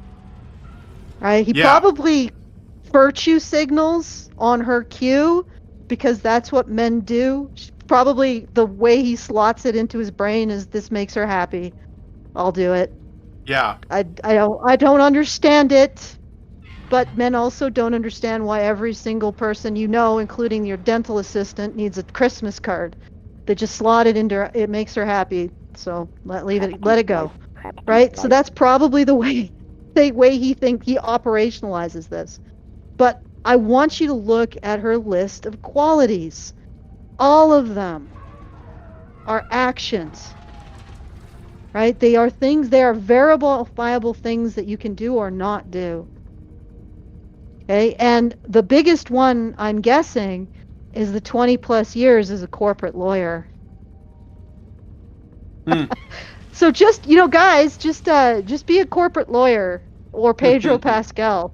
Like you can do it. Right? And then again, like this guy has an audience. If he's a lawyer, he has an audience. Generally, they have to argue law with someone, and that would be their audience. So he still can virtue signal. He has a place where he can virtue signal. So as long as you're like working in an office building, you can be a good man because you can virtue signal to your office or something. This is and again, like I said, there is no point her saying, well, men can just virtue signal without an audience. They can't. It's worthless. Like you just virtue signal to your dog. Well, okay, but that's not really going to change anything, is it? Okay, or that's not really even going to be a signal because your dog isn't receiving it. He's just enjoying you talking to him. Okay, shall we read a bit more or do the Well, the Lindsay game? stepped away for a Take a moment, break. so I'm gonna read a little bit Well, more. if we She get it goes done, back then we could just play. Yeah, like we could I just play guess. with a. Okay, all right, Okay. all right. I'll read some more. I also linked another story at the bottom about male sociologists and writers who working towards changing our culture in positive ways. Pretending that positive masculinity isn't attainable for any man who isn't a rich star is just utterly untrue and frankly absurd. Male sociologists. So Yeah, the guys in the psychology of men and masculinities fields, strangely mentioned clearly in this article or this blog, they're changing the world for the positive. They're not doing. Okay, no, they're not. And I suspect now that they're. Well, first of all, they influenced the American Psychology Association to treat men as a burden, right? So the way that they influenced it is, of course, they gave the strain literature, which is that masculinity is a harm to men in the world around them. And the way that you get men healthy is by getting men to renunciate their masculinity and to recognize it has no power, no positive qualities. And the reason why it cannot have positive qualities, why these guys can never mention a single positive thing that masculinity is because if they did mention a positive thing, then masculinity would be something other than dominance over women. Yeah, you see that? It would have something, it would have a component that wasn't evil. It would have a good thing about it. Then it couldn't be evil. It couldn't be characterized as a dominance over women. All right, so that's why they can't accept that. And these are the people who are now in charge of treating men, vulnerable men, with mental health disorders. So what do? Like you take a guy who's depressed, right? He's like, I want to unalive myself, doc. I want to throw myself from a bridge. And doc says, have you considered how your masculinity harms those around you? Thanks, Doc. I just needed that last bit of push to go over the bridge. I just needed that. I was like sitting here thinking maybe I shouldn't jump off a bridge, but now you've convinced me that my death will benefit others. This is what these people are doing, and that's what she uses as an example of bringing something good in the world. And the thing is that I actually challenged a psychologist on this point. I said, okay, how do you use the strain literature the literature that masculinity is a harm to men, but more importantly, a harm to everyone else. You got some dude who's suicidal in your room. How do you use this to help him? I don't think I've received an answer. It's been 5 years. Right? No answer. Because when you put it like that, they realize how absolutely morally bankrupt what they're doing is. So excuse me if I think that the sociologists studying masculinity are full of shit and should be fired and are not doing anything good. Because I know exactly who she's talking about. Oh, Yeah. pretending that pretending that positive masculinity isn't attained. This is not masculinity. Like, nowhere is this masculinity. Where did she say masculinity? What about this is masculinity? She's not talking about anything that men have that's unique to men. She's talking about men virtue signaling a set of allyship, I don't know, it's smoke signals. Pre-approved talking points. That's how you know Yes. she doesn't really care, because if you really cared, you would like look at the whole picture and make a determination on that. But she's not. She has her little sociology like buzzwords, and then she's just it sounds good to her. She likes that because she's already primed to be biased in this direction. So she's just taking that and applying it to basically her blog and every interaction, every encounter with every man, every conversation, even her husband. And that's how I know that she doesn't really, like, you can't believe in something if you don't understand it fully. So if you're going to talk about men's issues, you're going to talk about, you know, the man box and all that stuff, you should understand that, you know, the whole picture before you start using that term. But she doesn't. She just goes with, because it's easy, it's already like widely accepted, it's the consensus, we're back at that. So yeah. All right, so should we start or what? Alison, you dropped out. Hold on, I gotta move you back into the chat, I think. Hold on. I don't know where you are. No, I was no, you're muted. there. You're there. I was muted. Okay. Yeah, I'm your here. mouth was muted, Just- moving, but okay. Well, let's see how much more is there. All right. One more paragraph? Okay. I mean, we've been going for an hour and a half, but okay. So it's a deflection and a way to inadvertently showcase how bought into No, the wait, you missed the patriarchal. paragraph. You jumped the previous, didn't you? Oh yeah, you're right. Yes, guys like that work in environments where it's probably slightly more acceptable to be vulnerable or not in control all the time. But as I noted in the story about my husband, he is a lawyer and was a senior executive for most of his career, and he was and is still able to embody pro-social traits. How do you define pro-social trait? You don't think a guy working in a mine can be pro-social? How do you define not that? unless he virtue signals. Yeah.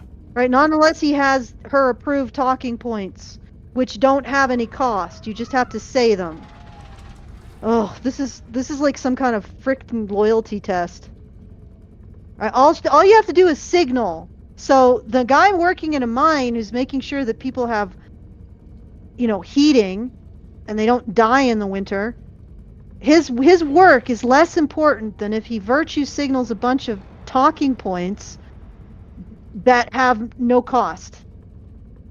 Right? Yeah. So she wants to take the mentality that looks for costs and looks for costs to be borne, right? And she wants to turn it into a mentality that thinks virtue is a matter of signaling costless items on a list. You know, I think we should keep the cognitive modality that wants to bear costs, or maybe give it an opportunity to relax from bearing those costs, but not to treat it like it's immoral or lesser.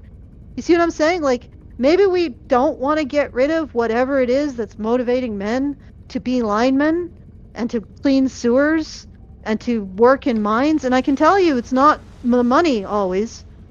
I've heard these guys, at least one guy, well, probably more, they do it because it needs to be done. And it makes sure that other people survive.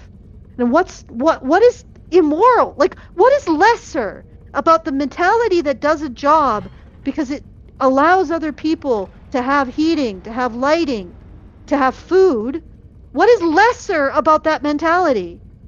Like, why does that mentality have to prove itself to some posited bitch like this for it to have its own worth?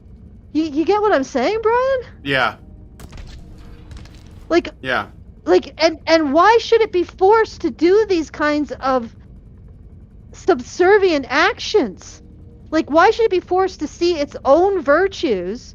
Like, why should men be forced to see their own virtues, the virtue of taking on cost so that other people get heating and lighting and food, right? The custodial virtues. Why should men have to see those as lesser than the female relational web virtue signaling?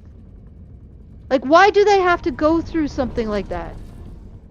Just because this woman, or the psychology of men and masculinities studies field, says that men like that are lesser, are less moral. I don't know. I think that the guy who's keeping the lights on in my house is doing a lot more for people than this woman.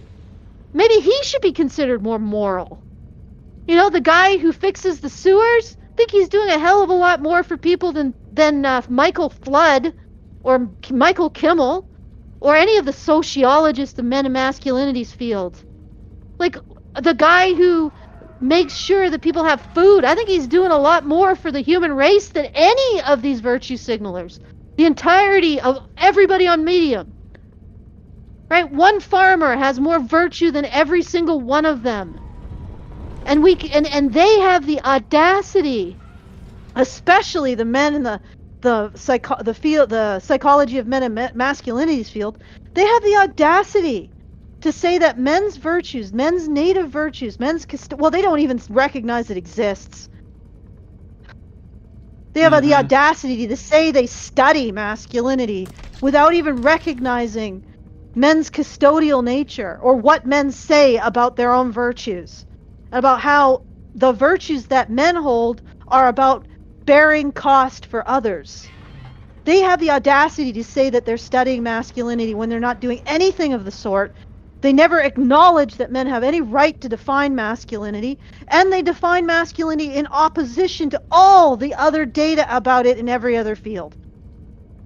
And then downstream of their absolute bollocksry, you have this chick writing this Medium article in which she is asserting that a man who goes every day in negative 40-degree weather, like a Canadian frickin' winter, to fix down power lines has less virtue than Pedro Pascal. Now, I know where I'm putting my ledger, where I'm putting my chips there with the virtue. If I have to place virtue on any man in this particular ledger, it's not on Pedro fucking Pascal. It's on the lineman who is doing the work, who's freezing his frickin' fingers off to make sure people don't freeze to death in the winter. Pedro Pascal is a pampered, worthless lapdog. And your husband, I hate to say it, is a corporate lawyer. So as far as I'm concerned, he's already suspect as being a fucking psychopath. But, you know, at least he takes care of his family. You know that men who are psychopaths do actually create a connection to the people closest to them, because masculinity is actually that pervasive. Even sociopaths love their families. It's weird that way. Yeah. They just freaking destroy everyone else. Okay. All right. Sorry. So should we start? Yeah, I think I could use a break from this stupid article. All right, let's do it then. All right, let me make sure everybody's ready. We're gonna start. Okay. All right. Okay. All right, let's do it.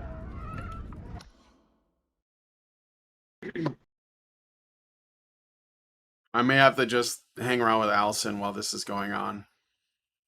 Why? Because you're still struggling with the controls and stuff, and we're probably gonna get Headman Manor or something, or the game. Oh yeah, here we go. Mechanic. Okay. Mechanic. Okay. All right. I'll let you guys go. I'm gonna stay here with Alison. Alright, come on. What? Okay. Take this, though. I'll try to... Should I take health? Are you hurt? Am I allowed health? Well, I have Take a only... shot. Yeah, you're okay. You got Give it to some... Alison. I mean, give it to Lindsay. Give what to Lindsay? I don't have the shotgun. Oh, don't drop it. You know, Yeah, be take careful. this, It take could this. go off. It could go off. Oh, wait. Yes. I'll take this. And the indestructible drone, too, I guess? Okay. I think I got something now. Yeah, you have the feather drone. Take it. That's Should I okay. keep this? Yeah, keep it for now. Shit, fine. Oh, you got the emo hair. Oh. Alright. Yeah. Do you know, are you... Alright. Okay. Yep. There. Turn it off. Charge it. Charge it over here. Bring it over here. Alison, bring it over Let's here. take one of these. I'm just gonna You gotta run up. charge it You real take quick. Okay. You can put it away in your inventory now. No, Do you know how to do that? Okay, you're good. Yeah. Alright. Alright. Yep. Pull it out. Pull it out. Put it away.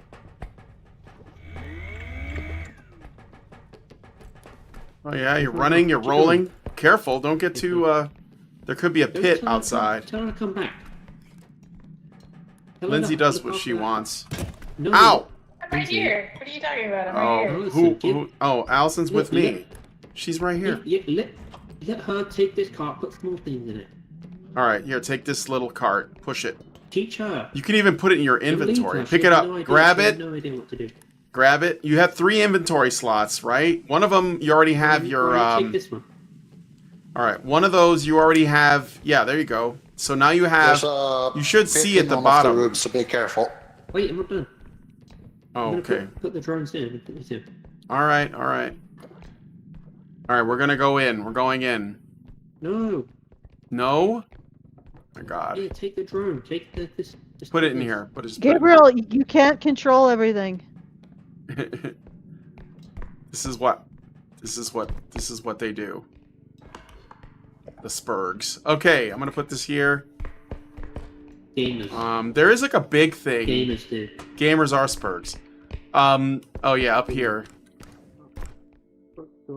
Okay, there's like a big thing up here somewhere, isn't there? According to my... Oh no, it's over that way. Okay, never mind. Stealing this. Yeah, you're looking at your map now. That's cool. Oh. Alright, let's go back downstairs. There's nothing up here. I thought there was, but... Be careful. Ooh. Ooh. Is that the way? Oh yeah, that's the way. Turn on this one. Okay. So, if you look, you see yellow dots on the map, that tells you there's like a valuable item in that area. Yeah, I know. Okay, okay. I wasn't sure. Tons of stuff. Watch out for the pit. Yeah, push this over I saw here. the pit. Okay, good. I picked up some things. Okay, here's a... Grab that. Put it... Oh, that's heavy. Yeah, I might have to grab that thing. But there is like a propane tank behind you. That should be lighter. Oh, shit. Just stay there. Okay. Yeah. Now... Okay. Maybe... Well, okay, here. Let me hold that. Let me hold that. Pull out your that cart I gave you. The one I gave you. Make it come out. No, that's the other thing. It's in your inventory. Yeah, there it is.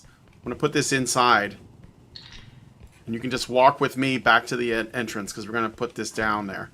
So we're gonna go back to the extraction point with these 2 things. Propane. I'll tell you what. Yeah. Propane and propane accessories. Okay, let me see. Is this gonna set it off? No, it's not. Okay, we need 30,000. We have 15. Are you with me? Come on. Are you okay? Somebody hit you? yeah, Lindsay hit me. No. All right. So go ahead and wheel it over this extraction point. Go ahead. Wheel it over that. And put the cart away in your inventory. It'll disappear, but the propane tank will stay. Go ahead, put it. Yeah, see? There you go. Put that there. I'm just arranging this because these people are like, they make it look so messy, and I want it to be like nice and neat. Why are your legs green and knitted? I don't know. I need legs for my burger guy, but I don't know. That doesn't look. Does it look wrong? Does it look bad? No. Oh, okay. I thought maybe you were copying me. Oh I'm no, the I did. I'm the source of the explosive diarrhea. Taco Bell lettuce. Okay, that's good. That's good. This will not set it off, but it would be close. Yes, Oh no, it did will, set it babe. off. It did set it off. I'm sorry. 10,500 plus We can just do it 19. now. Let's do it. All right, you go first. You go first. I'll just put this on top.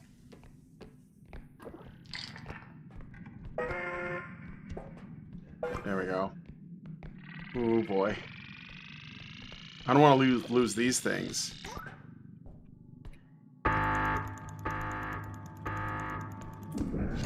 All right.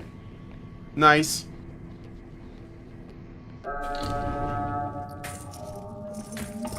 All right. Can you? Oh, it's Not too very heavy. strong. You're not used Not to. very You're not strong. used to being so weak right now. No. Put these things right here. It's all the diarrhea. Where's Alison at? Alison, you okay? Yep. Oh, you're right over here. Don't hit her. Oh no, there's no pit in this Come on, room. I didn't mean to. I know. Accidents happen. It's fine. I'm not that upset. Put that back in your inventory, Alison. You're gonna need that again to put stuff inside of it. No, I've already have something. Is it inside? Oh yeah, there's a little cell phone in there. Okay. Well, let's like walk around, see if we can find some other little things. The little things add up. You go first. It's okay. Let me just see what's over here. Oh, shoot. Okay.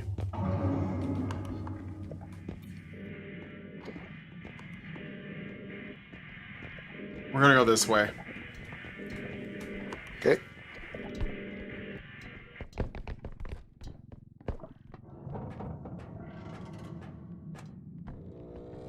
Did I see... Was that a... Rugrat? I thought I saw a Rugrat. Yeah, there's a Rugrat, alright. Get in there. Bye, baby. Late-term abortion. Okay. It's not a baby, it's a monster, okay? I killed a monster. I Yeah, didn't I kill a know. baby. Alright. Oh, birthday boy. Did somebody bust a balloon? Let me see. Wait, where is he? There he is. Oh, I yeah, found go something ahead. really heavy. The huntsman. Where are you? The huntsman. What does it look like? Oh, Headman.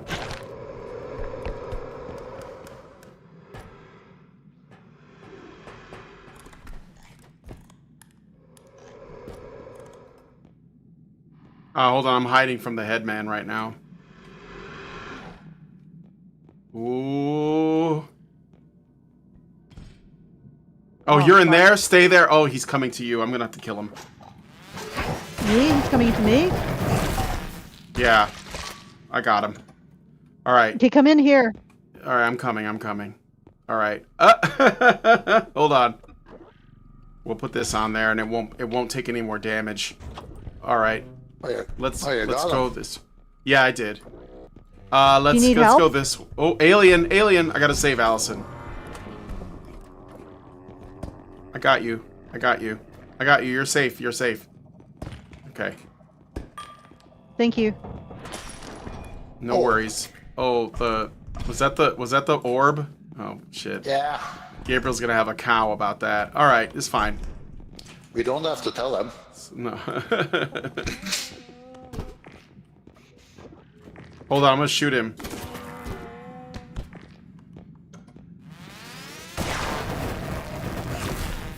Nice. Okay. All right, let's not let that one break. Okay, I'm gonna bring this. Yep.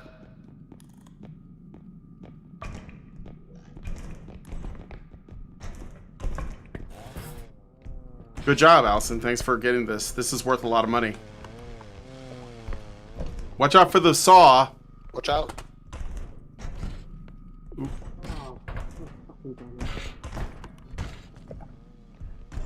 What? They had the wall.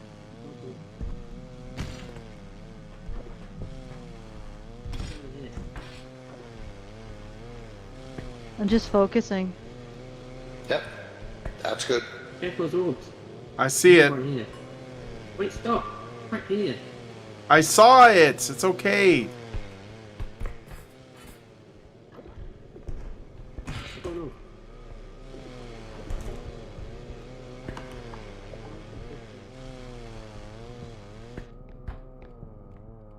I have 0. Coming through.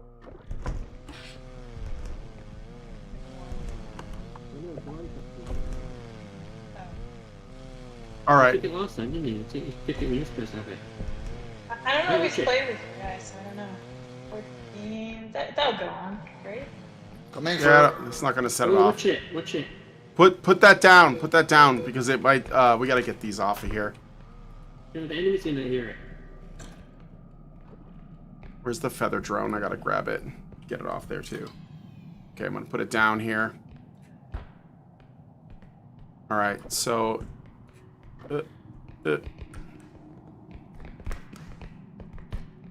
Wait, you get the other big thing. Yeah, I'm Go going. back to the head. Yeah. Okay. All right. All right. Hold on. I'll bring what you left. Where's Alison? I don't know. I left her. I went to go. Hopefully, she didn't get killed by something. Are you alive, Alison? Yep. I think she would I'm have told collecting me. things. I'm She's- collecting things. She's collecting little things. Oh shit! There's a freaking plant. Okay, that just way. stay out of his way. Don't let him see you. This is gonna set it off, so I'm gonna go ahead and put it near it, and then we'll. I could put the card on, and then you can just hold it up. Okay. All right. All right. All right. Yep. Go ahead. Put the card on. Do you want the feather drone? It's right here. It's basically dead. Hold up. No, this is good. I got this.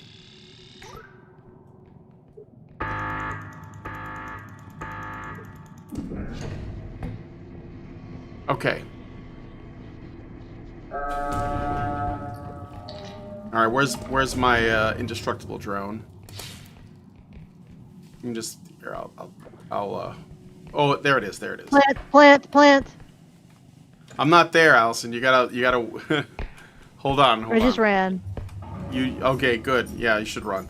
Oh shit, we forgot the well, just throw it away. We're not bringing that. All right, let's go this way. Something got me. It's Something in that got. I room. think the plant got me. Oh no. Plant. Alison, are you alive? Yeah, I'm. All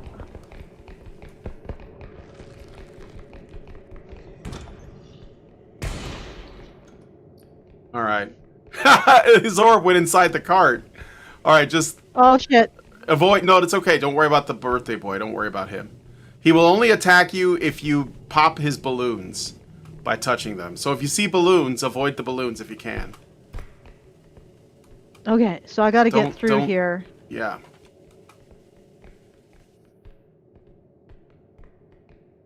All right. Are we? Oh shit. Let me grab this.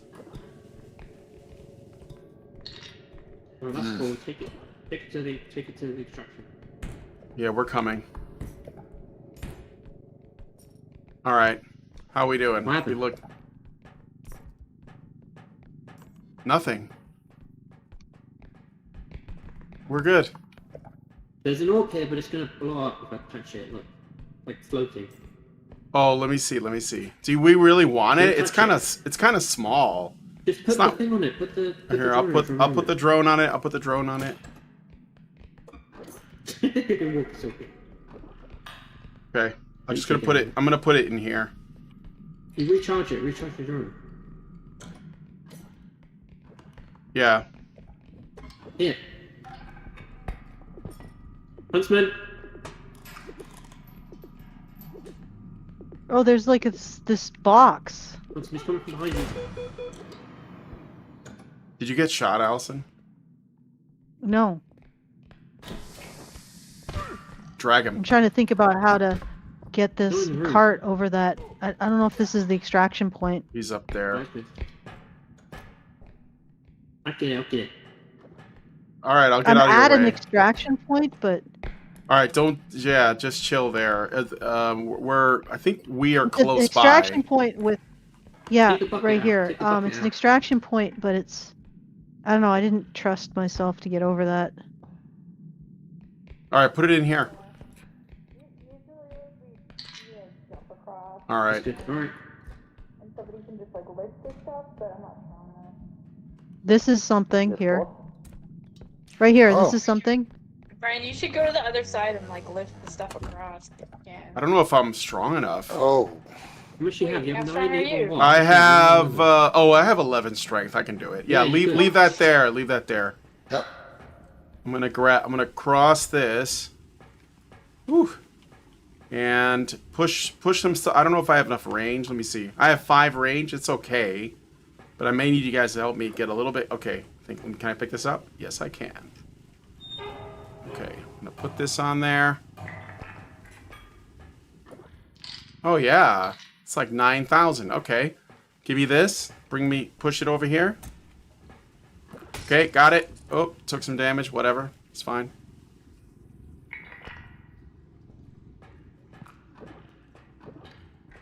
Alright, next thing. Got it, but I gotta be careful because this thing is not just valuables, right? It's like weapons and stuff. So put that there. No. Okay, and the cart. Do you want me to grab it? I got it. Oh yeah, you can lift that. Like that's heavy. Yeah. Yeah, so I'm gonna That's push. right here, so that's good. Are we doing it or no? Cryopod. Are we doing it? There's something Wait, else. You've got There's You've got cryopod. You There's can do something it. else. You've got the orbs. You've got use the blue orbs. Use the blue drones. All right. Just hold one of them up. Hold the orb up. Okay. The blue one. Where is it? I don't see it. I'll I see it. It's okay. I had to find it in the cart. Okay. Can I put these orbs on?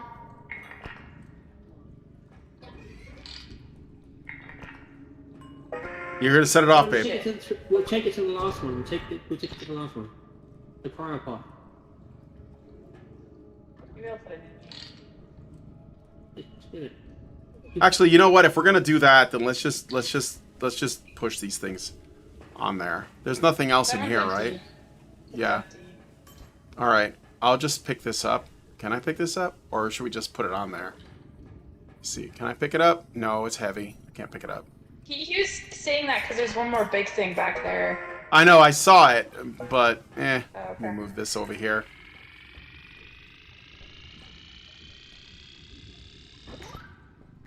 Big money.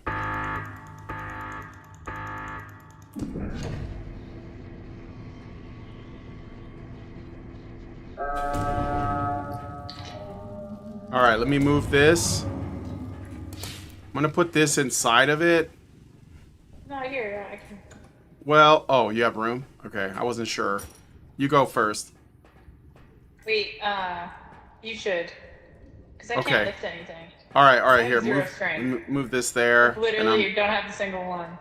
I'm gonna cross the bridge with this, and then I'll grab the stuff from you. I just hope I can cross without falling. There we go. All right, I'm gonna put that there. All right, got it. I do have jumps though. I have like 9 jumps. Super strong, buddy. Oh shit! Let me. This is. I'm gonna move it over here, I guess.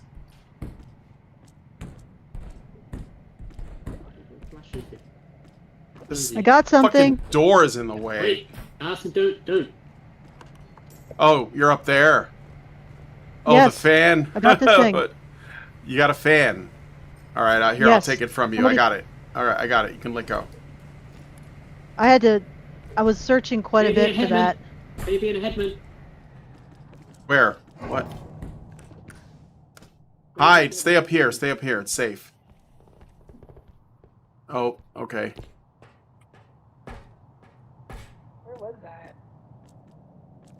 I don't know. I found something up here. Where are you? Hold on. Are you up? I think I don't see Lindsay. you. I don't see you. Oh, you Lindsay's must have moved got to the next room. Yeah, Antlers. I'm yeah. in the They're room they're... that Inslee just left. Okay, I'm in the room okay. that Lindsay I just see you. left. I see you. I'm above you right now. I see you. Okay, if you follow me. Yep. Right. I'm right behind you. Oh yeah, you got that. Oh, okay. Well, I guess I can drag that. It's not that far, is it? Let me see. No, it's not that far. Here, I'll take it. It's really heavy, right?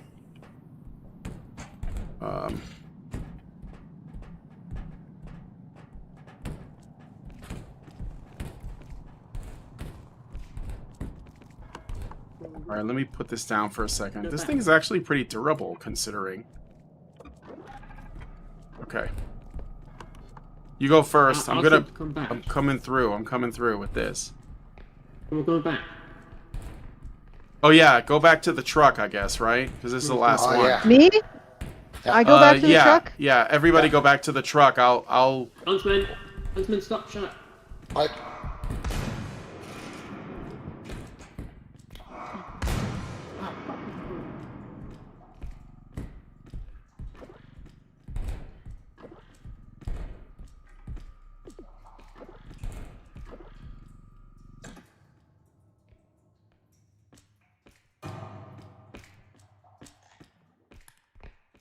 Did Gabriel die? I heard him cursing really loud. I don't think so. I got you're them something. Okay. He's fine. Alright, I'm gonna go... Let's... Oh, yeah.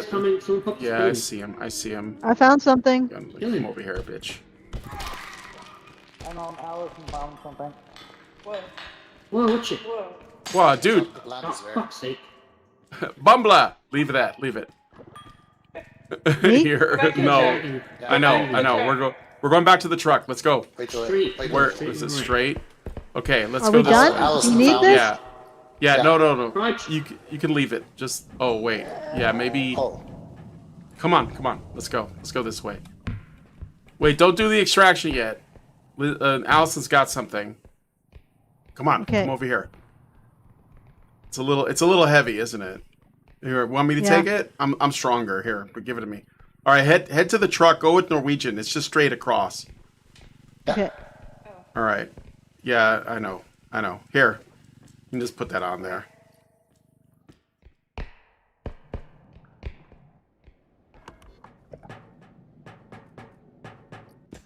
yeah, and then this way.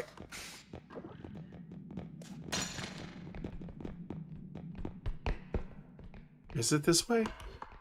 Oh yeah, Yep. it's right. It's right over here. Yeah. All right, we can wait in the truck here. Where's the other walkie-talkie? I'm gonna put it out there. Tell Lindsay that where we are in case she gets lost. All right. Wow, we got like 3 times as much as. Hello. Hello.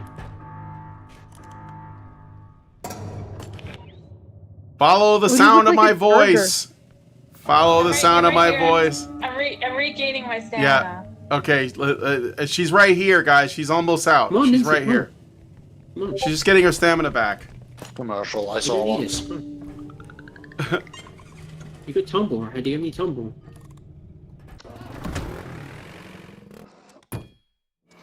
All right. Was that how many cosmetics did we get? 2?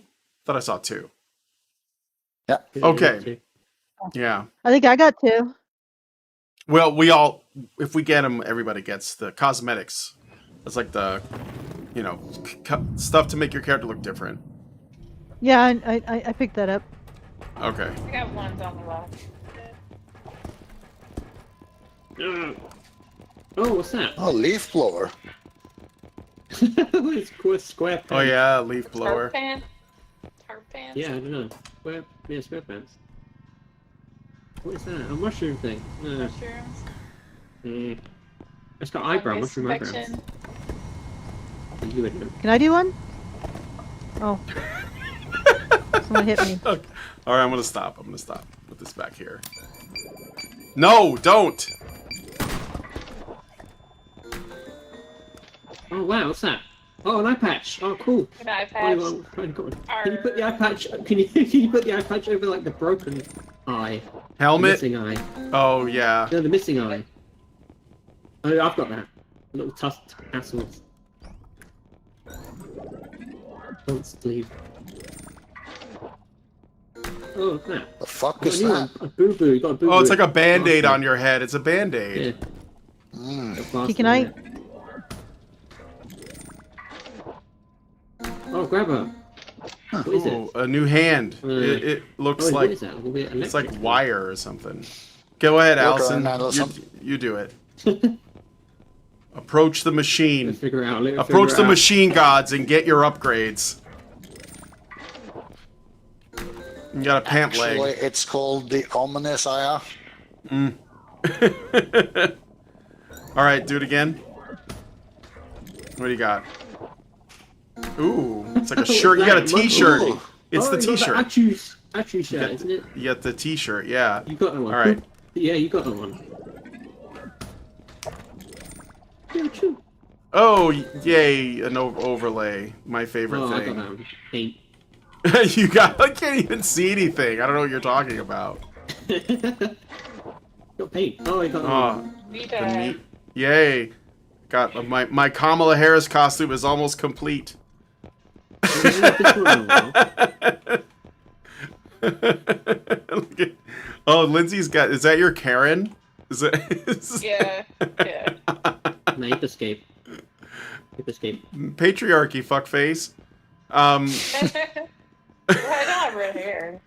You can make it. You can make it red, or make Okay, it make a I a look Chanty sort of- Binks outfit. What? I look a little bit Oh my god. patchwork. I think Alison looks Yeah. more like a Karen. Can I sign your cast? Is that a cast? No, I've got a cast. I've got one. Oh yeah.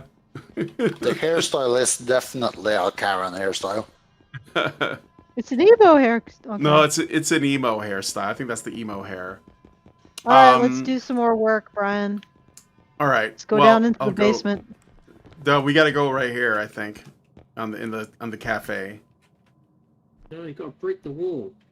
No, I don't want to break the wall. Come over here, because there's like grenades in there and stuff. It's dangerous. Yeah, use that. Use the crystal. Where You are guys you? shop. You guys shop for us. I'm over here in the diner area where the We're not get a strength. Booths, I'm in one of the booths. Break the wall down. Can you see Fuck the me? system. I made a witch too while I was waiting. Okay. Cool. So let me read some more of this. It's a deflection and a way to inadvertently showcase how bought into the patriarchal dominance hierarchy that you actually are if you balk at having to show up as a kind and passionate about equality and the plight of other people. You mean as kind and passionate, not as a kind and passionate, whatever. Or person, you could throw a person in there. Whatever. So again, they want you to essentially, she wants you to signal. That's it. This is all about shaming Yeah. men into signaling. It's literally it's- about regarding compassion or how you operate in the world in terms of seeing this as legitimate. Let's be honest. Yeah. Like, Ow. and not just seeing this as legitimate, but seeing this as the only legitimate way of being moral. Whoa, Mhm. Witch. It's just virtue signaling. costume. Oh, we care about I space went through the rocks. ceiling. Or what are you going to do for them? Nothing. But we care about them. Yeah. And if you think that that's an absolutely absurd skinny, position to like- take, to just kind The of head's like marinate big, in your fat head. compassion for Fat something head you're is not going to something. do anything for, then yeah, then you're a bad person, and you can't think that the way you should arrange your morality in the world is to uphold an ethical standard that is external to yourself, and to actually sacrifice for those people you can sacrifice for, which are your family, your friends, and maybe if you are an actual activist trying to do something legitimate for the people you care about, right? So that you're taking action. So if you think that the important thing about compassion is to take action for what you feel compassion for, then you are excluded because you don't think that just signaling it is important. Right? That's the Yeah. that you think that signaling is meaningless without action, then you're a bad person. Right? Yeah. Okay, and also you have to renunciate yourself as a man. Yeah. You have to renunciate your focus on doing things in order to see signaling things as more important. Because that's the thing. This isn't just, okay, fine, we can feel compassion for things that are, we don't do anything for. This is We might seeing have to that resort to as death. more important We than might other use the ways death. of people that men actually view compassion.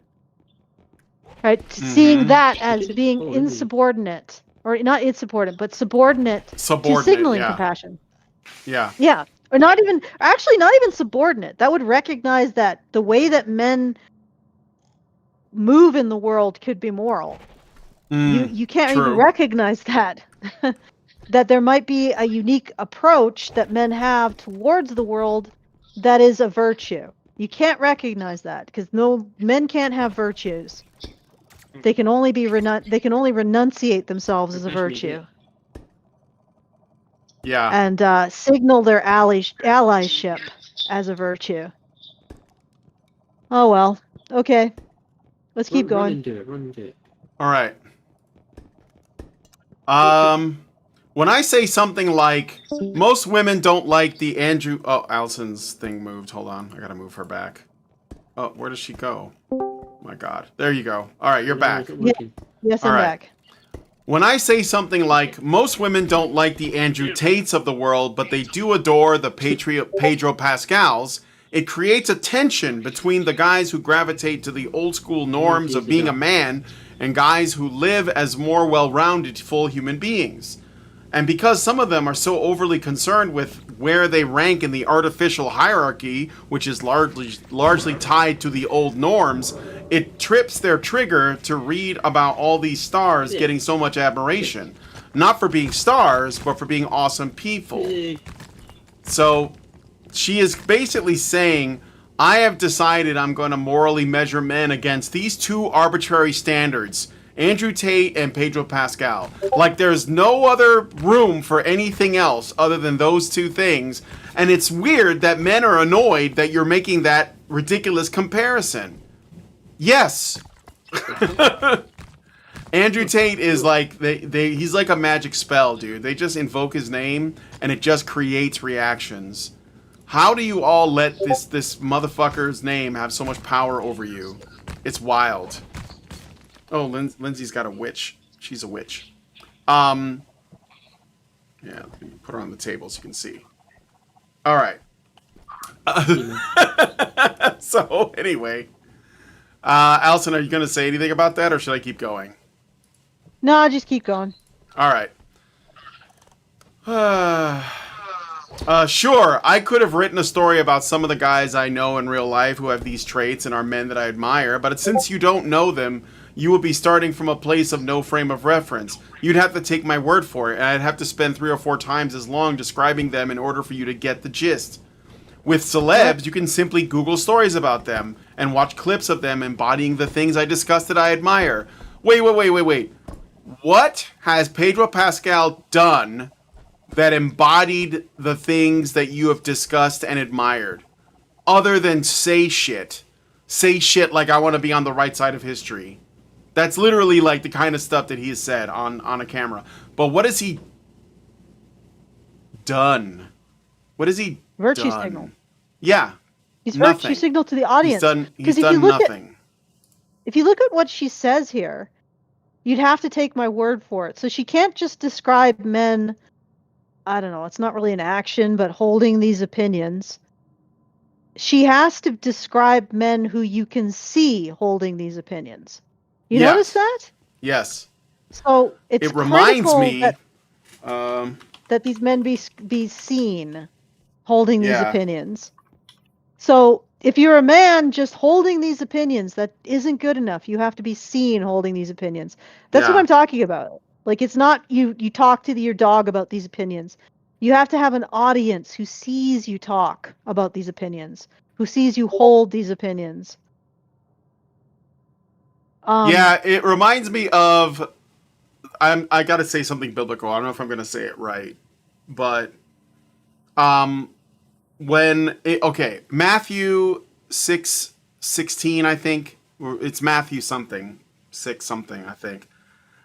He talked about how followers are supposed to engage in prayer and fasting, but that they're supposed to do those things privately and maintain their usual appearance so that only God would see and reward the act of fasting. Because what the Pharisees would do is they would fast and tell everybody they were doing it. They would virtue signal. They'd be like, oh, it's so hard. I got to fast and I got to pray. And whew, it's tough being like so close to God. And that is basically like a prideful, hypocritical sin to do. And that it's empty too, because if you're doing it for because you want other people to see you do it, then you're not doing it, right? You're not doing it for the right reasons. You're doing it because you want people to see you do it, not because you should be doing it. And the people who do it without anyone knowing, like they do it in private, they're being more authentic, right? You could say it's for God, but the point is that you don't do it because other people are watching you. Yeah. So And it's yet like this doing is- good when nobody is looking, basically. So Yeah.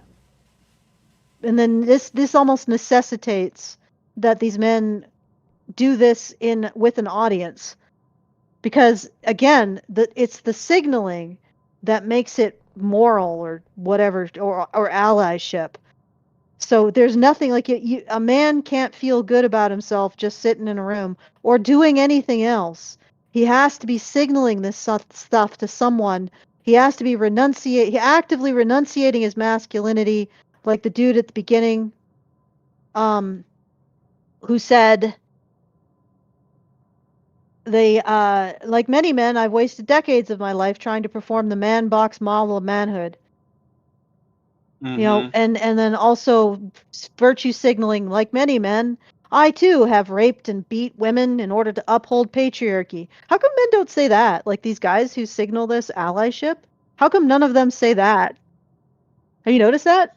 Even though that's like a pillar of feminist conjecture about men and patriarchy. You know, maybe you guys should do that. Maybe you guys should be confessing to stuff like that.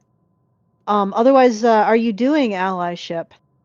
But anyway, you know, you have to renounce yourself as a man. You have to have an audience to do it, or it doesn't count. You have to virtue signal, and again, you need an audience, or it doesn't count because it's a signal. Okay. yeah, So all of this is a performance, and what's really ironic is she says that men, you know, what at the beginning she says that men have to perform. And she's basically saying that, you know, men, you have to perform. Patriarchy makes men perform for the approval of other men. But that they should But be no. performing for her instead. Yeah, that men, you should all be performing for her instead. And I Yeah. just want to point out what's on offer here from this category. So this political position believes that men should renunciate their masculinity. They should perform allyship. They should see virtue in terms of virtue signaling, not actually pursuing ethical conduct or sacrificing and being custodial towards. So, for example, it is far more important to virtue signal that you care about trans people than to make sure that a city has electricity. It's far more virtuous. Even though you might not actually do anything for trans people at all ever, the fact that you are simply expressing concern over their plight is far more virtuous than a man who goes out in negative 40-degree weather to prepare down power lines so that the same trans people, a whole bunch of other people don't freeze to death in the winter. Right? So one is far more virtuous than the other. You have to recognize that. Of course, So you don't have to do it explicitly. The other type of virtue just never enters the ledger. Yeah. So And this then is what you get What you Mhm. get from all this renunciation, from all this recognition that men's virtues aren't virtues, even though they keep the lights on, what you get is the opportunity, as you have slotted yourself in the category of good man and ally, you get access to a belief system that is sterilizing itself. So Yeah. you're not going to get a girlfriend, you're not going to get a wife, you're not going to get children, because leftist women don't do those things. But you'll get to feel good about yourself for the brief moments where you can signal renunciation towards others. Like, what is on offer here for men if they do any of this stuff? Right? And I don't even think that she is a representation of a woman who selected a man based on these factors. Because when she describes her man, she does not describe spent his life virtue signaling feminist allyship. She describes 20 plus years as a corporate lawyer. Pays the bills. Helps out around the house. Right? So even she gives me the doubts, the serious doubts that any of this was that important in the man that she selected. Right? Yeah. I doubt that this really rose. So even the few leftist women who do have children, and there are very few and increasingly less over time, who even pair up, right? The very few, right? They're even on offer as wives and any kind of partner and have children. Even they don't select based on the criteria that this woman wants men to embody. I suspect. So what you are doing by following her criteria is neutering yourself. Yeah. For what? What? So that you appeal more to a group of women who don't want men? Right? So you appeal for a group of women who only want you to neuter yourself. They're not going to do anything with you after that. And I don't mean this like oh, men are entitled to women, but men are certainly entitled not to do things that make them less attractive to women, and all they gain is access to an ideology that is sterilizing itself. Like, I mean, yeah, I don't think that men are obviously, like every sane human being, I feel no one is entitled to the sexuality of another human being. Women should probably take note of that more than men at this point, but I'll put that out there. But on the other hand, I also agree that men have the right to decide where they invest their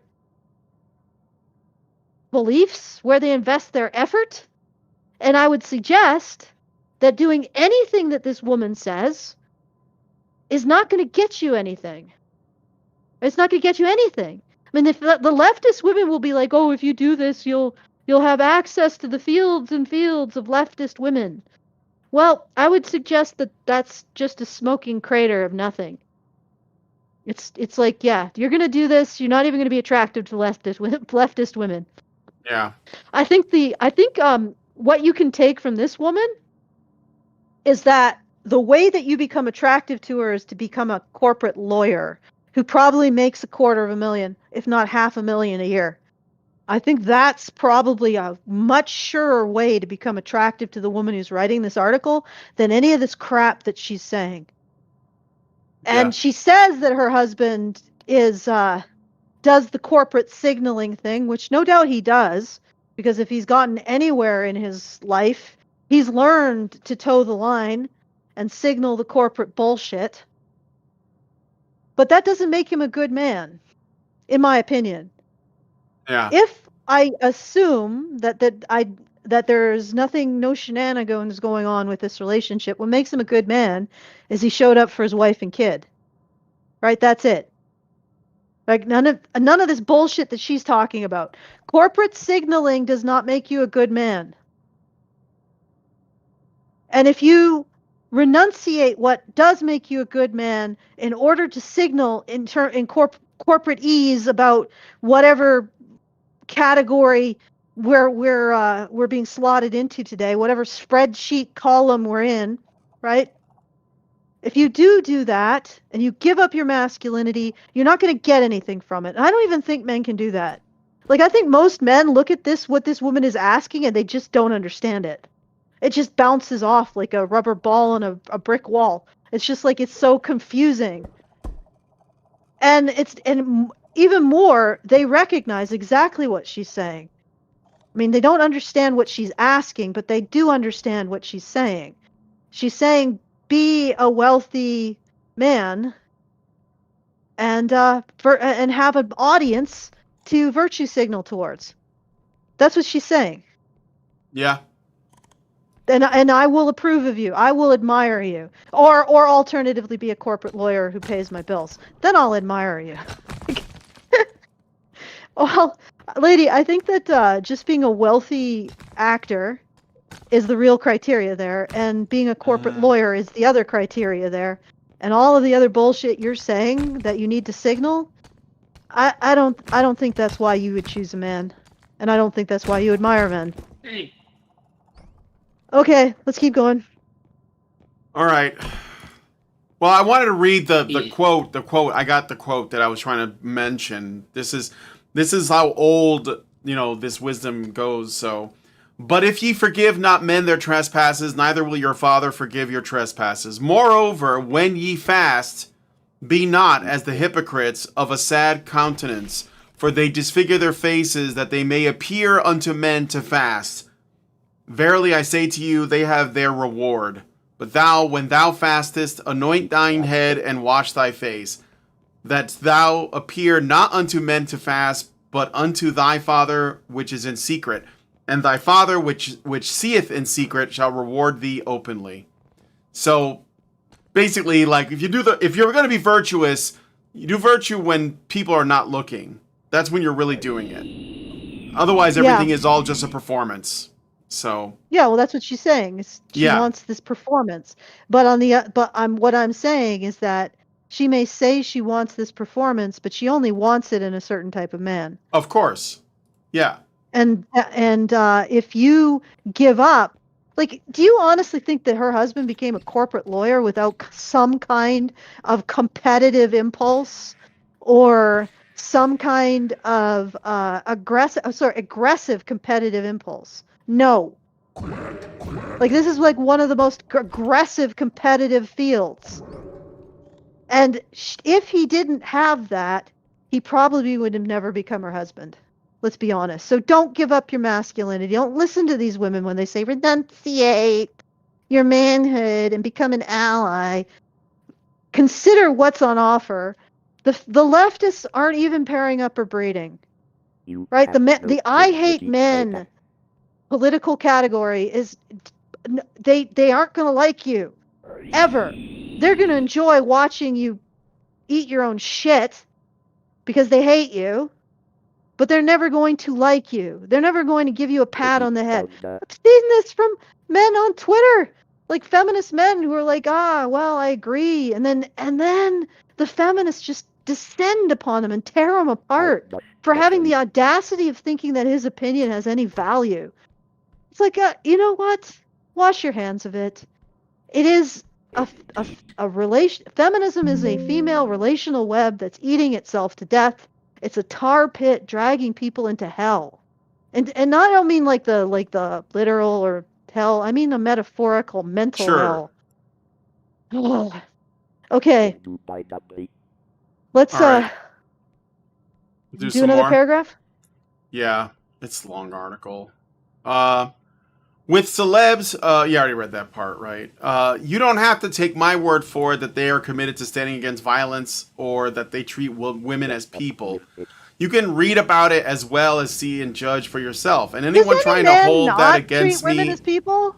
Well, apparently men who don't announce that they don't do it, don't do it. Okay. All right. Okay. The men, you're right. if you're right. a man and you don't announce that you are against violence against women, then you are obviously for violence against women because you didn't say you were against it. But if you do say you're against violence towards women, even if you are violent towards women, it's okay because you said you're against it. It makes you a good person. And also you renounce other men and you say that masculinity is dominance and violence against women. You can't forget that part. Yeah. Because that's the payload. Okay, let's keep Yeah, going. I got a Rumble rant from Roboto for $1, and he says, "Where might these fields of leftist women exist? Second, do they have shops and diners? Go to any city, dude." Yeah, exactly. But my point is that these individuals, like the left is not an ideology that encourages any kind of relationship forming. So if a man wants to have a relationship, he probably should avoid anything to do with leftist ideology. Like anything. And honestly, I don't even think it cuts down on the number of women that will be attracted to you. I don't think these women are functional for pair bonds. So you may be losing out on one night stands. And if you want one night stands, like just virtue signal this crap, get in, get out, surgical strike, that's fine. I'm not going to judge you for that. But if you want an actual relationship, I would suggest not signaling the political position that is dying on that score. You know what I'm saying? Like the left doesn't like the left's political position is toxic and destructive towards pair bonding. Yeah. And of course it is, because it's basically renunciation of masculinity. And if you want a man as a woman, you are you're erasing yourself, basically. So you're like devalidating yourself. So it's incredibly destructive to pair bonding, the entire corpus of beliefs. And I'm not talking about like what was once the left, but whatever it is now. Whenever the feminist nation attacked, it became something else. Like whenever the left stopped having children is sort of when it got colonized by all of this stuff.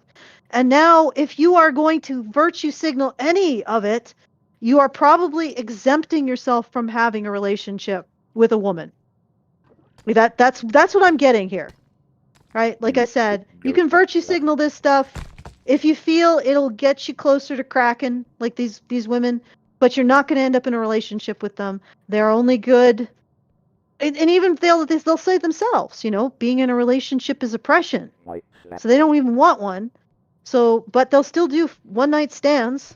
But if you want to have a relationship, I would suggest avoid all of this. Doesn't mean you have to be conservative, because they got their own problems, but just don't do anything this woman says at all, ever. I don't even know if I need to tell men this, but I'm saying that there's nothing on offer. Yeah, I get you. All right, so I got. There's still a little ways to go. Should I power through this or what? Because it's been like we're getting to 3 hours now. Okay. So anyone trying to hold that against me because you're too bought into the patriarchal hierarchy is exhibiting their issues, not mine. I was frankly quite surprised to hear from several men who were somewhere between annoyed and outraged that I've written an entire essay about terrific men and why I think they are great, who just happen to be famous. A lot of other saner guys chimed in with suggestions of more terrific men they wanted to have added to the list, and I was happy to hear from them and to do just that. I don't know for sure exactly... What? Look at all of the stuff that these people on the left, and again, I'm not on the right. I don't advocate for the right, but unfortunately, the left is basically the I hate men party. So there you go. Look at what all of these individuals who are part of the left are doing instead of getting into relationships. They're signaling their renunciation of their masculinity and the vindication of the feminine and allyship. Yeah. Okay, let's keep going. All right. I don't know for sure exactly what the naysayers' problem is, but I'm pretty certain that it has to do with insecurity and way too much time trying to get a good rank in the artificial masculine hierarchy, which is entirely made up and says nothing whatsoever about actual merit or worthiness. I think they'd be a lot happier if they try to break more out of the man box and just enjoy their authentic lives. As I noted in the original... Signaling. Yeah, they want... She doesn't want... Audience. She doesn't want men to be participate in their own hierarchy. She wants them to participate in her hierarchy. As I noted in the original piece in describing these awesome men, overwhelmingly these guys don't need to dominate others or feel better at someone else's expense. They're just doing their thing, living their lives, and trying to not be an asshole. To To be honest, it's not a very high bar, but I would still like to acknowledge at least some of these men because representation does matter, and these guys are great. Sue me for admiring cool and interesting men who I think bring a lot of positive things to the world. If that makes you upset, perhaps you need to rethink your worldview. Sweaty. That needs a sweetie at the end. That's the article. I finished it. Fucking Okay. awful. What the hell? Overwhelmingly, these guys don't need to dominate others. You mean like, every man in existence except for a minority who probably is matched with a equally dominating minority of women? Right? Yeah. Men don't need to dominate others. Because they don't have a dominance hierarchy. They have a competence hierarchy. And honestly, everything you're talking about to a man sounds like incompetence. Like, doesn't it? Like... Yeah. I'm gonna virtue signal instead of doing anything for anybody. So you're incompetent. So she's... Okay. So this woman who wrote this is a social scientist dispelling erroneous cultural narratives with research-driven stories. So she is a product of the... I don't know what you call it, the consensus cult? But, yeah, that's what it is. Yeah. Oh, man. And, yeah, she's, and the other thing is that these men bring something positive to the world. Okay, so men don't bring, like, Pedro Pascal doesn't bring positive things like movies. Like, I mean, I called him a lapdog, but, you know, he does do movies. People like them, right? So that's not a positive thing that he brings to the world. It's just signaling his allyship and renunciating masculinity.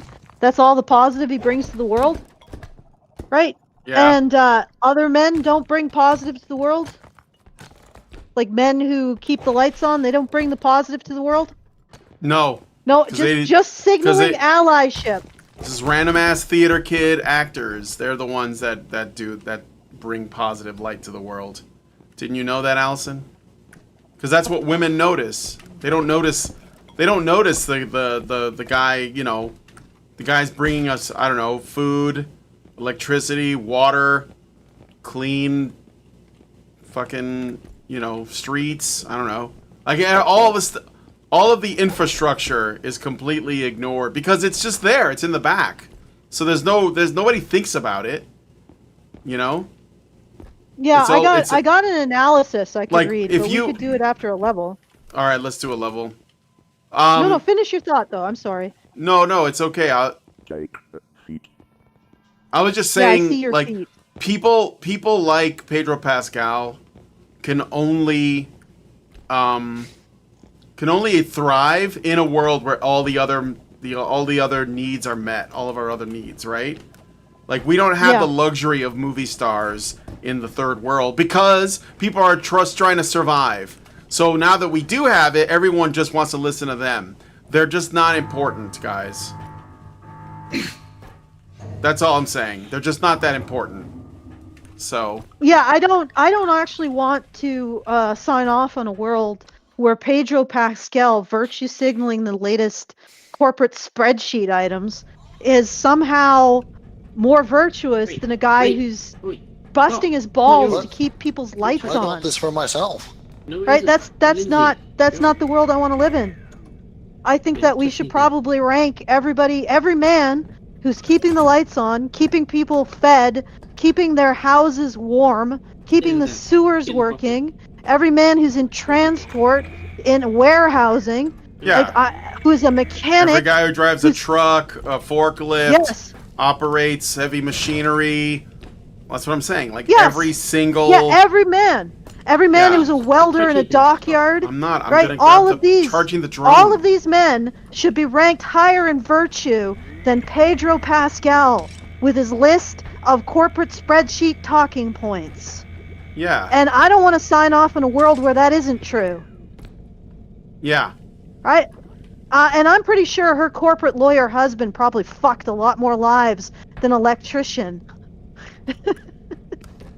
Like, probably. The guys who virtue signal the hardest have the worst graveyards in their backyard. Like, I'm going to put that out there. Right? And again, Men who get things done, that is a virtue.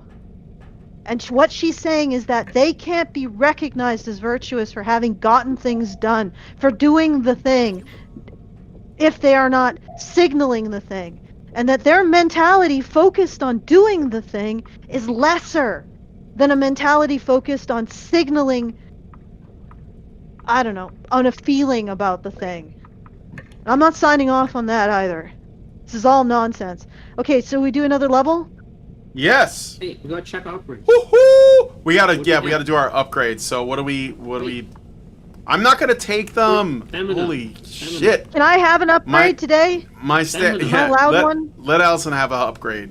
My stamina's 80. How much What's your you have? stamina, What's your have? Allison? What's your stamina? It's probably like 40. It's the yellow 70? number at the top left. Wait Is just it- a second, I gotta get out of this. The yellow number at the top left. What is it? Okay, I gotta, just a sec. Oh, God. 70. 70. She's 70. got It's 70. 70. I have 80. left. What do you have? What do you have? I What's got your 100. stamina? What's your stamina, babe? I would like some more strength, please. No, you don't need I would that. like some strength. We don't have that. What's your stamina? You don't get that. He wouldn't give you it anyway. Oh, What's your fuck. what's Why your can't I stamina, have strength? Norwegian? You don't need it. That's not your job. You're not gonna What? What? Gabriel's got. He's the one wearing the top hat. He makes the rules. Yeah. Alison, What if I touch this box over Only here, until Gabriel? America comes Oh, into the I'm picture. touching your Telling you box. stuff, but I was muted. Oh, what's your I'm stamina? touching the box. well, Oops. It's Nope, 90, I got it's the 90. box. Oh, Look, 90. you You've hit got me, enough but I jumps. still have this box. I have no idea what it does. I'm running over here. I got your box. Gabriel, stop it. I've caught the means of production, Gabriel. I got it. I got the means of What's production. Norwegian? What's your Tumble stamina? launch. 70.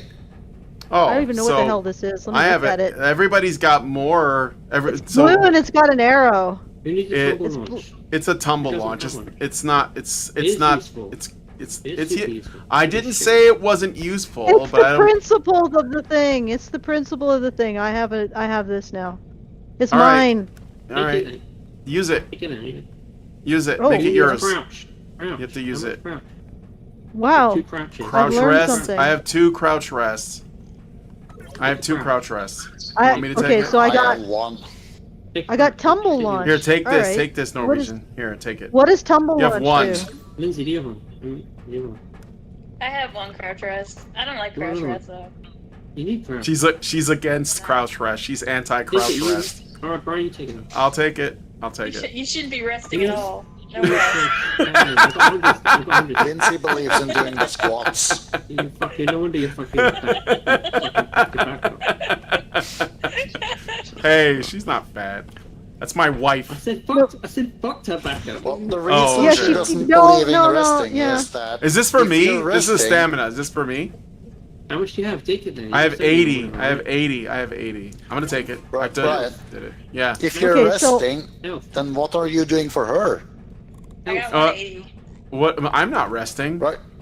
Health. Lindsay's back was out all weekend. It's still kind of jacked up. I was basically like covering for Yeah, her. because you're not crouch resting. Yeah, You're well, crouch what I mean is that's why she doesn't believe in resting. That's what you should have been You die- doing, you die babe. in the Instead game, of you die in trying to real like sit down and like laying down and sitting down. Hell, You should have been you have crouch to- resting. That's what it fixed your back.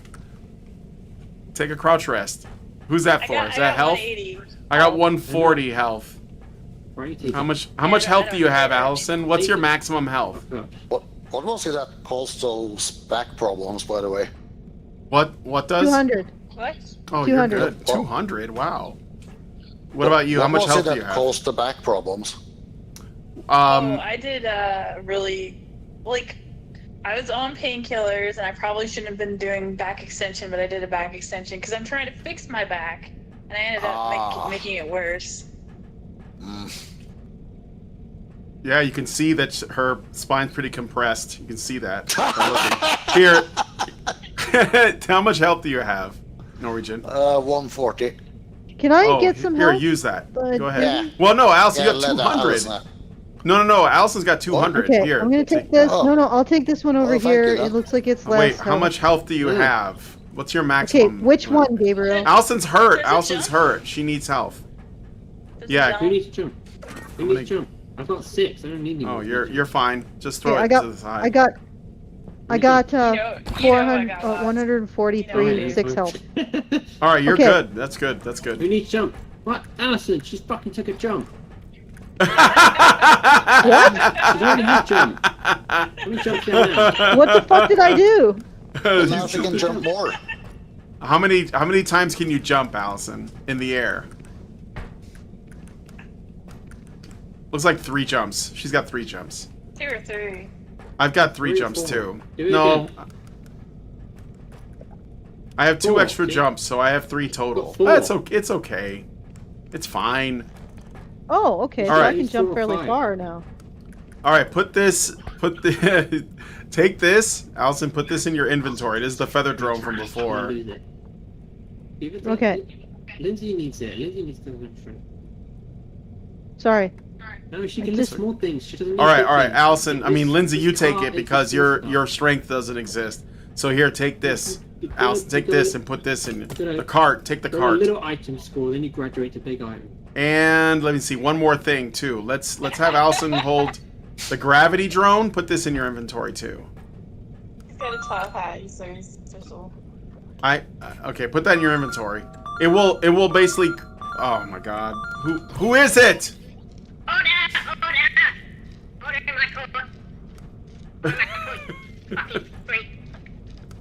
Who's talking? Gabriel's talking to me on the walkie-talkie. You ever had a walkie-talkie as a kid and you were like, well, go in the kitchen, I'll go in the backyard and we'll test the range. That's what it was. Okay, so Alison, take you have 2 items. You can hold 3 things in your inventory. You want to hold one more thing? I say we give her a landmine. Okay, No, you're gonna give give me her a the fucking- Give her the landmine. walkie. No, Stun give her grenade. the no. I got the No. walkie-talkie. It's okay. I'm gonna be with her. Stun Here, take grenade. this. Oh, you want me the grenade? Okay, I'll take the Yeah, but grenade. people can have a walkie so they can talk Don't to each hit other. the E button. Don't hit the E button. All You right, can yeah, touch it again, it will deactivate it. Put it in your inventory. Deactivate it. yeah. There you go. Okay. But don't use it. But yeah, No, that's then you give pull her it the out. gravity drone. Why did you give her the gravity drone? Because then she can use it to put, she's gonna be with me, so No. she can. You guys. Put it in the fucking car. Okay, let's go. Let's go. No, she's gonna be with me. It's fine. Wait, I'm gonna wait, leave. I need this. I'm gonna leave the Okay, I'm gonna leave the walkie-talkie here. What I like to do. Well, I don't know if somebody wants to take it. Does anybody want a walkie-talkie? Do you have a slot open?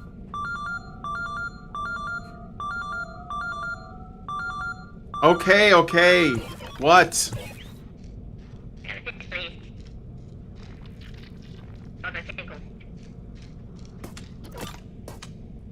All right. Well, Anyway. we're gonna do a level now. Yeah, we're gonna do a level, and then we're gonna. Wait, All right, wait, gents. Let's do it. Yeah, Team God says, "Yikes! AI is driven by consensus." Yeah, it's gonna be a problem. These mythologies that we're like sort of wrestling with right now, they're just gonna get worse with AI because it is gonna be basically taking the popular opinion. I've already seen it. But anyway, are we? Gabriel, are you done with your? He's peeing. Oh, okay. Well, Peeing over on the there. truck. He couldn't Pee- wait.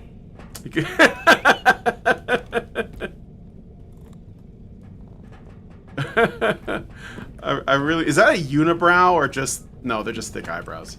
No, that's just angry eyebrows. I like the angry eyebrows. I want I do those. too. I also like Norwegian's eye bags. He has like rings, like circles under his eyes. I want that too. I tried to make the divorced man.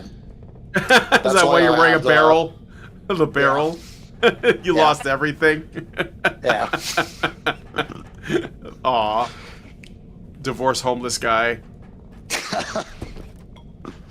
That's not funny, but Yeah, I know. your rendition is funny, but it's not supposed to be funny. I feel bad.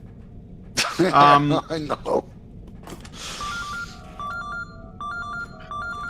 What? Okay, let's go then. No, this is gonna be the thing now. He's just gonna keep calling me. Like I don't think so. Once we start the level, he's gonna lock in. I'm Oh gonna call you to complain about me. no, Like that stupid he's not trumpet gonna. thing on P. He's not gonna hide. No, you're right. I'm not answering. I'm not answering that. Jesus Christ, that's annoying. Stop it. You can hear it too? Yeah. I'm gonna kill somebody. Just put it down. We're doing the level. Do we have the red drone? What do you call that one? Indestructible Oh, I drone. I found have it. something. I have it. Oh, Oh yeah, let me Oh, get so let me here. get this here. Hold on. I'm gonna bring this in here. shit. This is gonna be a precarious level. Which level are we at? This is Oh, Headman Manor. Look, it's gonna fall like a. Oh, you mean what level have we gotten to? 23. This isn't gonna set it off, but it's gonna be very close.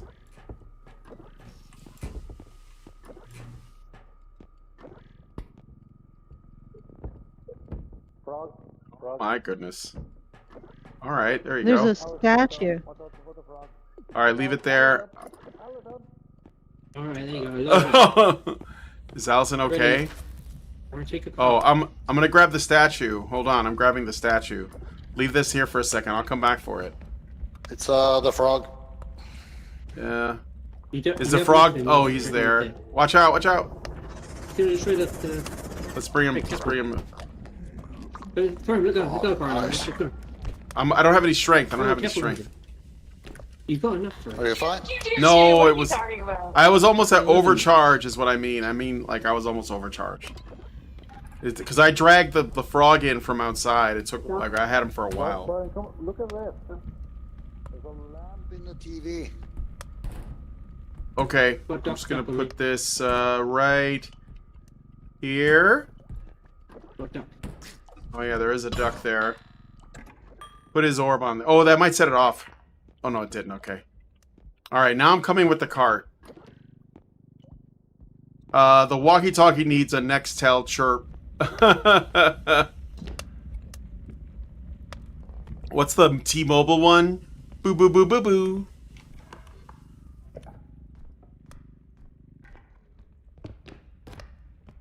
All right, there's some stuff in here. There's an urn. Another urn. Oh, piano. I'm going to get the piano. We're going to have to be very careful with this. Oops, that's the wrong thing. Let me just...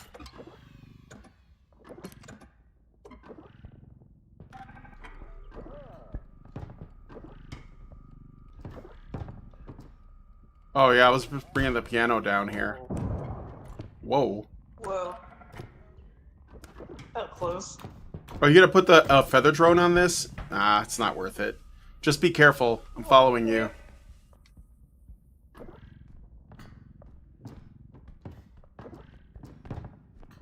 Found the rhino.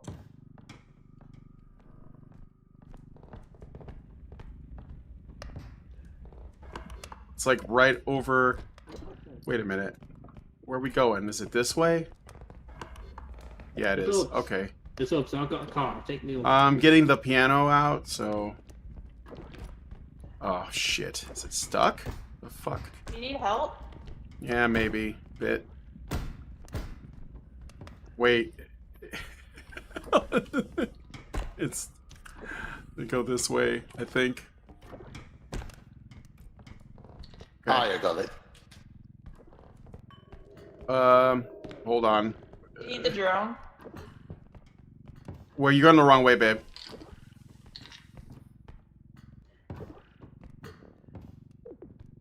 Okay, I think there's the alien here. Just hide if you see it. I hope this Okay, doesn't it's- kill me. Wait a minute, am I going the right way?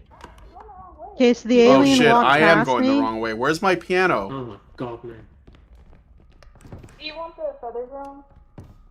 Yeah, maybe put it on there. Hold on, we're gonna just do it this way. Which way is it? Is it this way? Yeah, it's this way. Okay. It's telling me I'm going the wrong way while you go the I know. I was the one going the wrong way. Yeah. Oh, dude, we got so much big stuff here.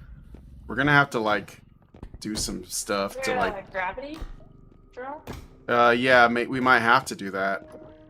Okay. Hold on a second. Let me just recharge my thing. I just got hit by this. Shit. Are you okay? Yeah, mostly, yeah. Oh, I didn't do that. Gabriel did! Haha! We could blame Did we him. break an arm? No, they Okay, just so- tipped over. Sorry about that. Okay, let's put, oh shit, they're floating. Yeah, this is my cart. Leave it alone. Let's throw these on there, I guess. This is gonna be super haphazard, but...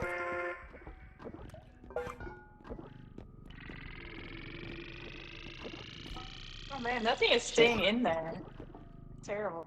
Yeah, I kind of hate this stuff. Oh shit, what did we get? Not work out. I think you lost 2 things. Oh, okay. I don't like the drone. Yeah, I know, I don't either. Or, it's not a drone, I guess it's an orb thing.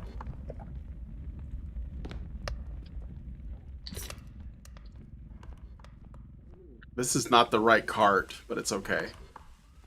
Where's the other? Oh, the other cart's over here.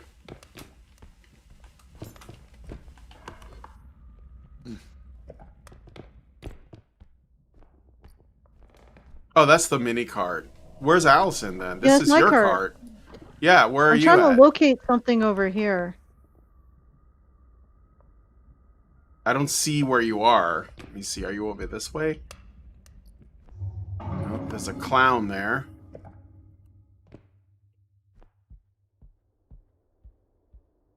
I think we got separated. Goblet. Put this there. Let me put this in there. Okay. Where's Alison? She's... Don't know. Wait, there's an... Oh, that's the clown doll. Are we not... yeah, whatever.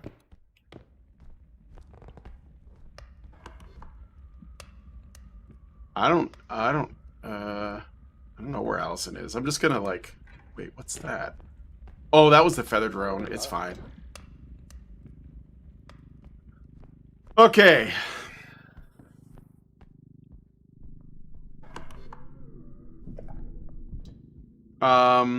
Yeah, I've just been filling my cart. Aw, fuck! Uh-oh, what happened?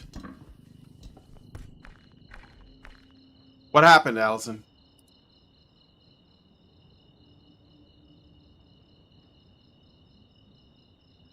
Well, I had something and I tried to put it in my cart. My cart wasn't big enough. So Norwegian decided to carry it for me. Thank you, Norwegian. Now we have to go find you guys. Well, we're all converging at the extraction point, so you can look at the... You can press tab to open your map. Uh-oh, the game froze. I might crash. Yep, it's crashing.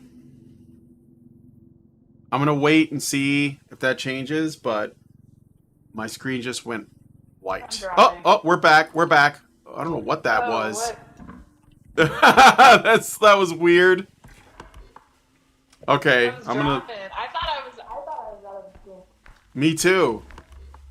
Oh, there's stuff over here. There's like stuff over here lying around. What's this? A tea kettle. A tea kettle. Is everybody else still here? Because it might have been your internet. No, it says 5. So everybody's still here, but Alison, are you there? Alison? Yeah, Okay. I'm here. Dude, It started something... storming outside, so maybe it's... Oh, it's storming outside. Wait. I got this little thing here, man. You put this in there. Where's the bag of money? By the extraction. Okay, let's just do it. All right. All right, we're gonna extract. We just grabbed all the stuff in this room. Oh, it's like right over here. My cart's over there too, I think. Yeah, we're taking the stuff out of it and putting it in the big one. Did you get everything? Okay. Yep, we got it. You can put that back in your inventory now if you want.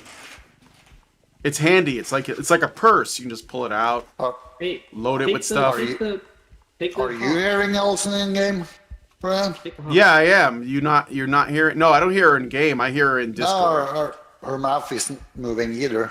Are you not Oh, hearing me? my, Oh yeah. Your I might be microphone. muted. You're not. You're muted. Your thing isn't on. Fuck's sake. In What's she doing? Look, Okay, the it's on party. now, I think. I don't know. There we Is go. it? Yeah. Yeah. Yeah, it is. Okay. Sounds like they can hear me now. All right. Go activate the next thing. I'll try to bring the harp over there if there's room. I hate this level. I would be okay with getting through it as quickly as possible. Immerse. No, it's for... No, Alison's using it, so it's just a purse. Purses are for men. It's like when we jokingly refer to men who have purses. Unless it's a satchel, in which case that's manly as fuck. Alright, here's another extraction point. I'll go get the harp and bring it here. Alright. It's like right over here.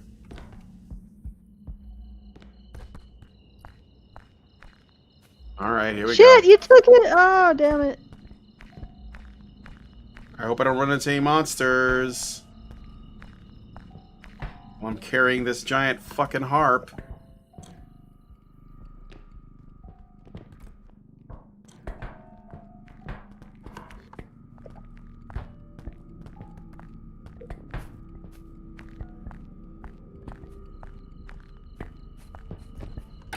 Is there any, like, popular bands where there was a harp player? What do you call a harp player? Is that like a harpist? Harpist? A harpist? A Is that what you call it? Like a cello player is a cellist? Hey, is that Maybe it's Harper. Oh, a harper. What? That's all I all got. things? Yeah, I think so. Let me just put it. Is that okay? Oh boy, let me get my stuff back. Is that okay? Oh shit. Oh. No, it's okay. It's okay. It's okay. Got me a little bit. Oh, thanks.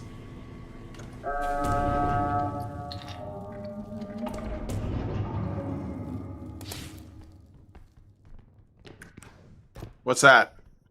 Have a frog. Okay.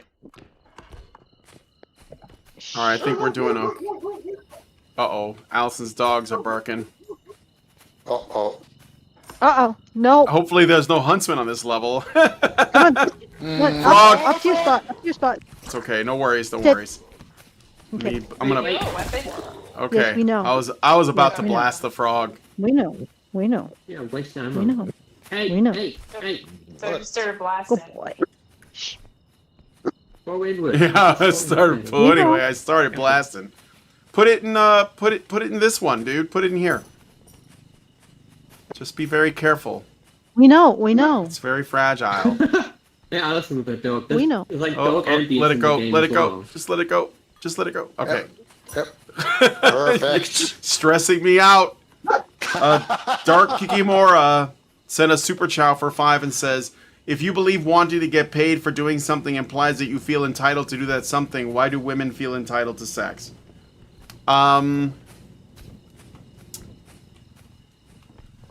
Okay, thanks for the super chow. I don't know what to say to that, but I'm I gonna just let died. that one go. Oh, Alison's I dead. just died. I just What? dropped into a pit. She I was walked into distracted by my dog. She fell into a pit. She fell into a pit. Okay. It's all right. These things happen. does There's she know another. where- There's another piano up there. I don't know if it's worth it. Well, I what mean, did I we can lose bring then? it down. You got the fucking We'll barrier get there. Alison's head and we'll get Alison's head. Yeah. Yeah. Yeah, we lost the stuff. What she had. What? No, she didn't. What did she have? We had the gravity drone and the mini cart, didn't we? I don't know. Maybe no. The There's gravity an urn drone. upstairs. Yeah, I guess. You gave some. Up there? I hear it. Hold on, No, I hear it. no, up the stairs. Clean up over there. crew. Clean up crew. Clean up crew. This way.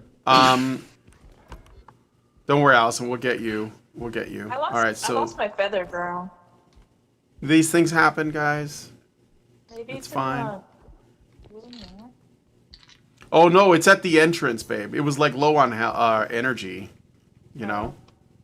So Well, I can't get the urn, so it kind of depend on you. it's fine. Here, let me. The piano. Okay. He said I'll just get throw some. the piano down there. Where's the He said I'll get urn? some. Let's. You know what? Fuck the It's urn. up here, Up bro. the stairs. Do we need it? Okay. Follow, Yes, follow get it. Go Gabriel. ahead. All right. Let me just. Here. I'll just hang on. Okay. Where is it? Duck. To the right, have a staircase. Fuck you, duck. Oh, this and the doll too. Okay. All right. Pull it out. We'll bring this. Careful, there's a hidden in the level. There you go. I can't carry it. I know, it's okay, I got it. Step aside, ladies.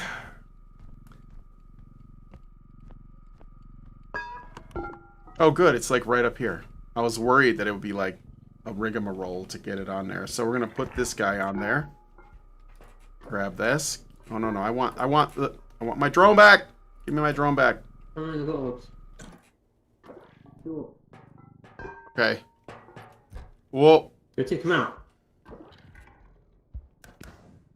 You got him? Yeah, I'm over your head. Head in life. Take him. Oh, this is go put her head on the cart. Go This is ahead, the you talk first about. we're doing a level to push it on there, Gabriel. Go ahead. I'm behind There's you. orbs on it. Her head isn't nothing on it. Talking about. No, Isn't it? we just put No, it is on Allison's there. head is on there. It is. Yes. Yeah, let me put Alright. this here. No, Norwegian put it on there for you. We're gonna get these orbs out. Put this here. And we're gonna move this. I'm gonna go back and get the piano. And we're gonna do this thing. Alright. But there's a Kevin Bacon. Are you There's able to a hold the robe as piano well up? somewhere. No, but I probably would Robe stand it up. Robe in the Kevin maybe. Bacon. Robe in the Kevin Bacon. I hear you. Are they coming this way? No, they're alive somewhere because I killed them. Okay. Alright. Alright. Oh, we have a robe? Yeah, in the level. Killed it earlier. Like the info, I thought I was going to die. You Come need on. help? Come on. Yeah, maybe. Can somebody... Yeah, push it up. Push it up. Push it up. Push it... Okay, stop. I think I can stand it up right here. Yeah. Yeah, let's go. We got it. I'm not going to have any juice for the next couple, but it's okay. Let me just grab this now. There's just one left. Do we have some more recharge in the car? In the car, yeah, but it's okay. Okay. We don't need it. Okay. What's left on this? Oh, okay, sure. Fuck it.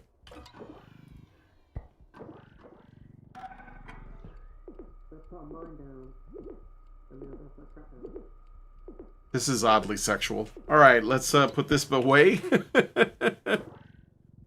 Okay, I'm back. Nope. Nope. Down the left door. All right. The left side. Here. Okay, I can speak now. Don't go left. Don't go Okay. Just put my head Yeah. on the. Yeah, you're on the press E to talk. If I'm you not want. even gonna ask. I'm gonna drag this on there. Okay, I'm talking. Yep. Okay. You ready, babe? All right. I'm gonna move Allison's head over there. I don't really have much to say. It's fine. There you go. We're rich. We're rich. We're rich. We're rich. We're rich. We're rich. We're rich.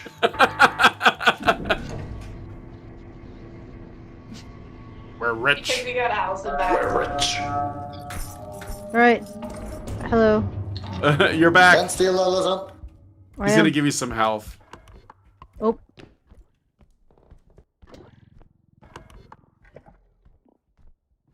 Don't. Real said don't Okay. go. There Don't we go this way. There's a you. trap there. He put a trap there. Oh yeah, don't go left. Go straight. Yeah, there's a trap by the door. Gabriel put it there, so it's for in case monsters. Go ahead. Go. Jesus Christ, what is this? Go. Alison, don't touch that. Let's just. She can't help herself. Oh, here. Grab this. Oh, this thing's dead, actually. Never mind. It's all out of juice. Let's just keep going. I'll follow you guys. Hang a left and look out for the giant pit in the middle of the room. Yep. Wait, what's over here? Dudes, how you missed this?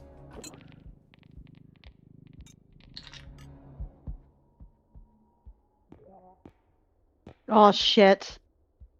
What happened? I got killed. Oh. By what? No. Gambit. Fuck. Oh. I'm dead. Maybe. I'm dead. Maybe not. You took damage. You're alive. Oh, thank God.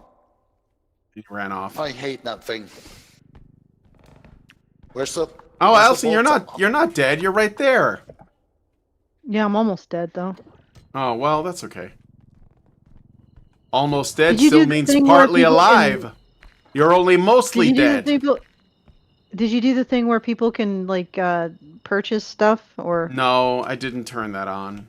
I spent most of the day setting up this like leaflet VTuber thing, which I like a lot, but it is currently running. Yeah. Oh, So I it didn't lets- even. I can't even see that. Well, yeah, you're not gonna be able to see that, but Yeah, because I'm. you're playing the game and you're focused on this. But yeah, Oh, I did set that up. So wait, that's the. a harpist Okay, is one that that's helps not- control the weather. Oh, maybe it's harpy. Put it in here. Oh no, never mind. I think we're Hey, take base. the sound off. You want to? Oh, now we want to extract these things.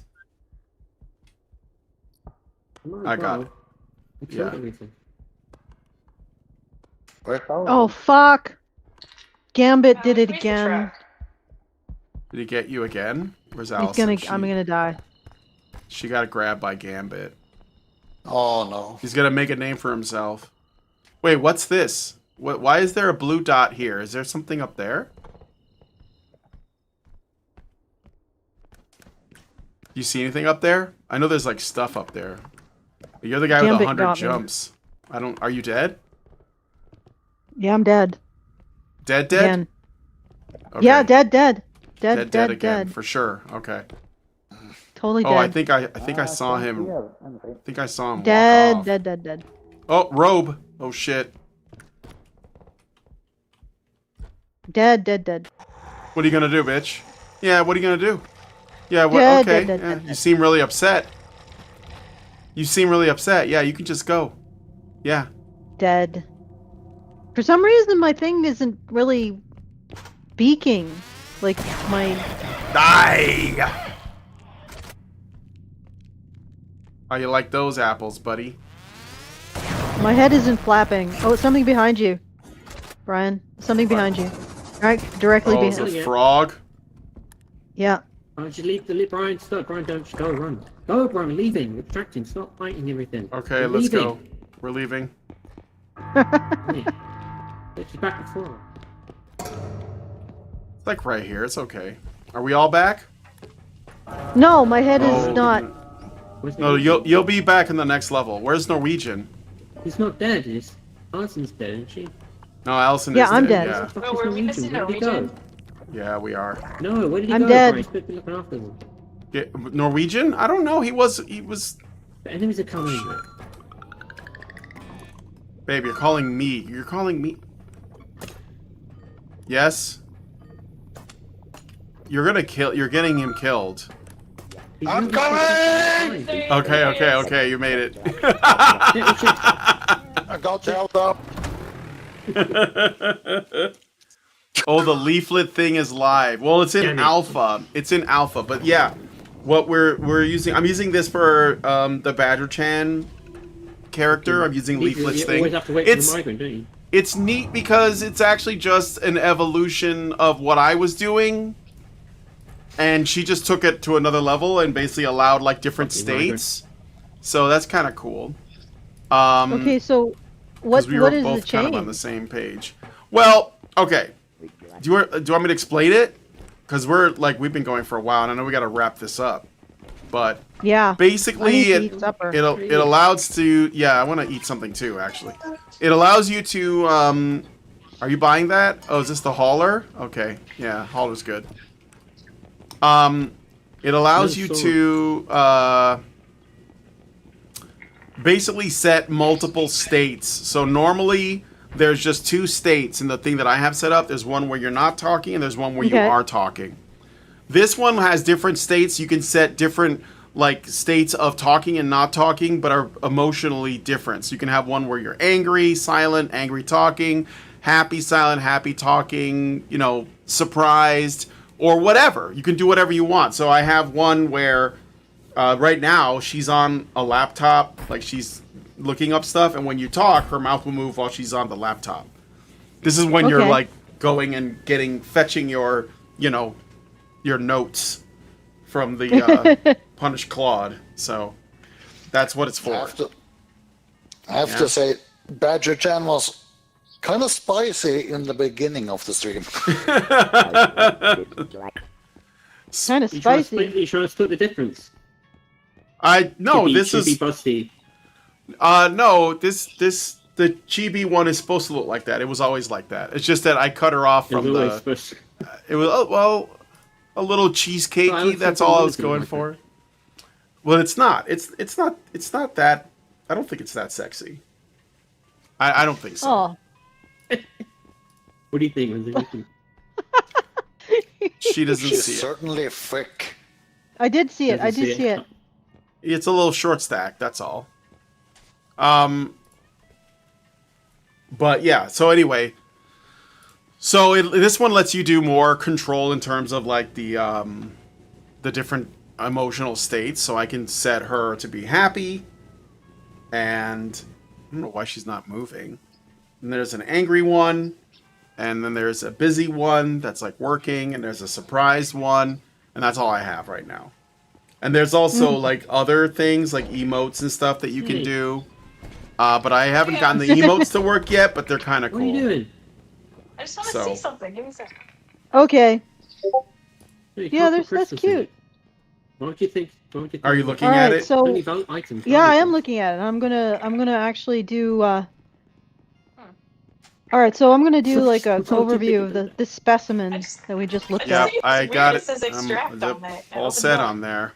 Okay. Why? Yeah, so let's see what yeah, what just emote did you give me? Like anger? The typing, furious typing. Okay. On the laptop. Yeah. All right, so. Oh man, I got no. This is Ellen Bew. I wrote about admirable men and some guys objected. This is a social scientist dispelling erroneous cultural narratives with research-driven stories. Absolutely none of that is true. Okay, so it's a rebuttal to men who objected to a prior essay listing famous men, Pedro, Pascal et al., as models of positive masculinity. And incidentally, what she means by a model of positive masculinity is you agree that masculinity is a harmful thing, that it harms men, you as a man, and society in general, and that it is also about dominance. So you perform renunciation of masculinity and recognition that it's harmful. So positive masculinity is actually disavowal that there is anything positive about masculinity. And also performing allyship. So you say men are responsible for the subjugation of people, that, you know, these categories of people, and I am going to put on the record that I disagree with the fact that men are responsible for the subjugation of these categories of people. And as an allied man, I am against that. It requires you have to agree with several things. One, you have to agree that masculinity is about dominance, that masculinity primarily harms others and the man himself. And then you also have to agree the only positive thing about masculinity is renouncing masculinity. That's how you do it. And this is all supposedly research-driven. It isn't, by the way. If it was research-driven, the researchers would recognize that men don't agree with masculinity being about dominating others. But no matter how many times men tell these researchers that, they insist on defining masculinity as dominance of others because it has nothing to do with men, what men hold as values or virtues. It only has to do with feminist conjecture about men. So they're never going to move that. No matter how many times men reject, do you believe that power over women is masculinity? No matter how many times men reject it, they're going to continue to hold that because it's not about what men actually believe. It's about what feminists say men believe. Like feminists like this woman, who also does not care what men think or do or how they conceptualize virtue. She doesn't care at all. There's a complete lack of curiosity here. So men objected to this, and the recorded complaint in her paraphrase was, don't hold up stars for me as role models because I'm never going to be that rich or famous. One would assume that men higher up in the patriarchal hierarchy would not be role models, but apparently they are. You know, because Pedro Pascal has more patriarchy points than the average man. Yeah. Because he's rich and famous. So he's got more power in the patriarchal hierarchy. Isn't that how it works? All right. So what she asks for, the list, verbatim. Men being an ally and a supporter to LGBTQ plus folks. Supporting organizations that are trying to curb violence. Standing up, like the police, for example. Standing up for the importance of diversity in the arts and media. Standing against domestic violence, like domestic violence against men. Authentic, vulnerable, kind, and protective of those with less social power. Automatically agrees with how she defines social power. Right, her heuristic for defining who has and does not have social power. So you can't disagree on that. You can't be like, actually, no, I think that men don't have the social power that you ascribe to them. You have to agree that patriarchy is the thing, even though it's never been proven. It's never even been framed in a way that could be proven. These guys don't need to dominate others or feel... Okay, right there. These guys don't need to dominate others. You mean men. Men don't feel the need to dominate. Like, it's never been proven that men feel the need to dominate others, or that dominating others is an aspect of masculine norms. How many times do these people have to do a survey, and men are like, no, we don't want to dominate others. That is not a masculine norm, before these researchers finally agree that that is not a masculine norm. So what is it she's actually asking? So let's just zero in on that. These guys don't need to dominate others. And they virtue single about the fact that they don't need to dominate others. Okay? So let's just imagine this dude. He goes up on the podium and he says, hey, apropos of nothing, I don't feel the need to dominate others.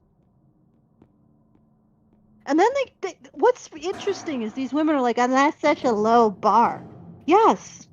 That's why it's the baseline attitude of almost every single man on the planet. Right? Yeah. Like, the fact that any guy, like, what they're asking men to do is stand up and say that something that is the baseline attitude of the average man across the globe is noteworthy. Okay? That's what they're asking for. Yeah. Stand up. No, they're demanding, actually. They're demanding that men stand up and say, well, I don't want to dominate people, and that's unique. Most men do. Well, that's wrong. Right off of this face, that's renunciating other men. So it's not that this guy is standing up and saying, hey, I'm a good man, I believe the good things. He's also standing up and saying, unlike other men, I'm a good man and I believe the good things. And virtue is really about signaling, not about doing. Doing is man stuff. All right, Yeah. so... okay, so doesn't want to dominate others or feel better at someone's expense. They're just doing their thing, living their lives, and trying not to be an asshole. So, like, 99% of men. Literally 99% of men. No item names a target, a cost, an action, or a verifiable outcome. The unit is stance. The unit is signaling where you are in the relational web, not operation. So virtue is signaling where you are in the relational web. It's never something you do or a cost you bear. Modality. So this is getting into my cognitive modality work. So if you want to know what that means, men have an operative modality, which is about doing things in the world, about bringing things down to what can be done, what actions to take to affect what outcomes. And women have a relational modality, which is about where you exist in the relational web. And it takes data and it creates a topographical map of interrelationships between people. The list that she's saying is relational modality work throughout. Every item is a position in a web verified by an audience. The objector's complaint, the men's complaint, as reported, is operative. What am I supposed to do? I can't be that. She reads it as rank anxiety, because of course she does. The relational web reads everything in terms of rank. And then she ascribes it to rank anxiety within the patriarchal relational web, which is something that feminists theorize or conjecture exists. It doesn't exist. I don't even think that men really view their relationships in the way that women do in terms of a relational web. She reads it as rank anxiety, which is what it would be if it was a woman, right? This is a channel mismatch, not a disagreement about values. She issues a relational web specification, receives an operative, what is the load-bearing action query, then diagnoses the query as a character defect. If you want to learn more about what I'm talking about, go to badgernation.online. I put out material on relational versus operational thinking. An operative reader scans the spec for a target, action, cost, and completion condition, finds none of the four, and correctly reports that nothing has been asked. The spec is not blank. It is a blank to an operative reader specifically. She encounters the request for an operative spec and classifies it as a defect of the requester. Pretty pathetic, insecure, a deflection. Saner guys for those who agreed. There's no point in the essay where the possibility they wanted a specification is entertained. One cognitive channel is treated as a symptom. So she's basically treating the native way that operative thinkers engage with the world and engage with lists like this as a disease or a symptom of a disease. On her own goal item terms, her stated aim is to get men to build an egalitarian culture. And by the way, the types of intelligence that are native to operative modality are not lauded. Right? Okay, mathematics, maybe, but much more verbal intelligence. And her husband is somebody who would be high on the verbal intelligence because he's a lawyer. Yeah. So no doubt she actually, thinks she thinks he is pro-social because he's a lawyer and he is verbal. He's highly fluent verbally. And that's how she sees pro-socialness. This is the great irony of all. I just killed myself. I just died. Sorry, I was standing on the cart. Muffled for a moment. Just did you muffled for a moment. Here, I'll bring you All on right, the so truck. anyway. It's okay, let's go. Even death doesn't stop. Okay, it doesn't matter. You're dead. You're coming with us anyway. Weekend at Bernie's. Oh. Okay, so what she's doing is because her lawyer husband is probably more verbal. She thinks he's more pro-social. Right? Can you freaking believe it? They're taking the way people think about the world and the types of intelligence people have, and they're ranking them in terms of which is more or less human. And of course, the spatial mechanical intelligence is way down on the bottom where it usually is. Right? And men who see the world in terms of building things, fixing things, maintaining things are of course barely human in her not even human. They are inhuman unless they actually engage with the verbal channel, which is in many cases their least developed and least fluent channel. Do you see how this creates a hierarchy of people? Yeah. And then they call that morality. All right, no, the only people who are really moral or really human they're the verbal ones, who are always on the top of the frickin' hierarchy. Who do you think was the frickin' courtiers in Louis the 14th? Right? Who do you think are the ones who are closest to the frickin' Fed money nozzle? Who do you think are the ones who are doing all the financialization crap? Right? They're always the verbally fluent layer that moves in terms of social positioning. They're the guys who are always in positions of power or close to positions of power because they know how to toady. So of course she puts those men on top. Of course they're on the top of the hierarchy. And then below them are the guys who are like Oppenheimer, mathematicians that she can, or Dr. House, you know, those guys with an intelligence that she can sort of recognize. And of course on the bottom, you know, the proles, the proles, the I could use some incels, strength. the ones who are just, you know, dragging troglodytes are the guys with spatial mechanical intelligence that keep her damn lights on. Of course they're on the bottom. And of course it's entirely moral to create a freaking hierarchy like this. Yeah. It's actually despicable. But anyway. So one cognitive channel is treated like a symptom. On her own goal terms, her stated aim is to get men to build an egalitarian culture. No, I think it's ranking men. Building is operative. She has dismissed the channel that does the building and issued a spec only the other channel can read. So she wants men to build an egalitarian culture. And she starts by ranking men in order of humanity.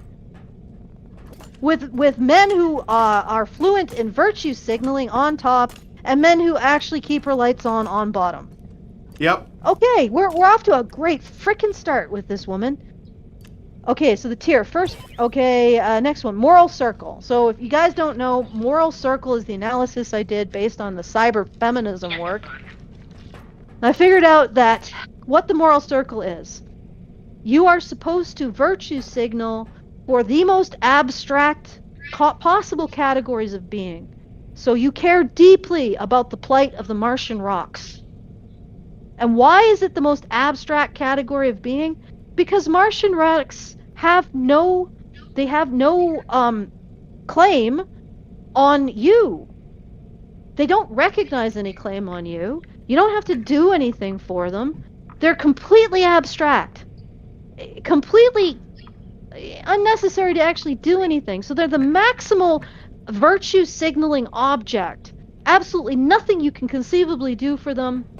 But if you don't virtue signal, then you're out of the relational web. Patooey, you're a bad person. So you are forced to virtue signal for something that has absolutely no operative content. What does that do? It filters out anybody who does not natively understand the concept of virtue signaling. It filters out anybody who thinks, okay, if I'm going to express compassion for something, I should damn well, I should damn well have to do something. It should result in a cost or an action that is taken. Right? So that kind of cognitive modality is filtered right out from that. Or it's forced to do something that's against its own nature. Which is to say, yes, me just expressing compassion for the Martian rocks makes me a better person than anybody else. That's what they're asking you to agree with. Yeah. Like, really. Like, can you agree with that, Martian? Like, okay, can you agree with that, Brian? No, let's not even make it Martian rocks.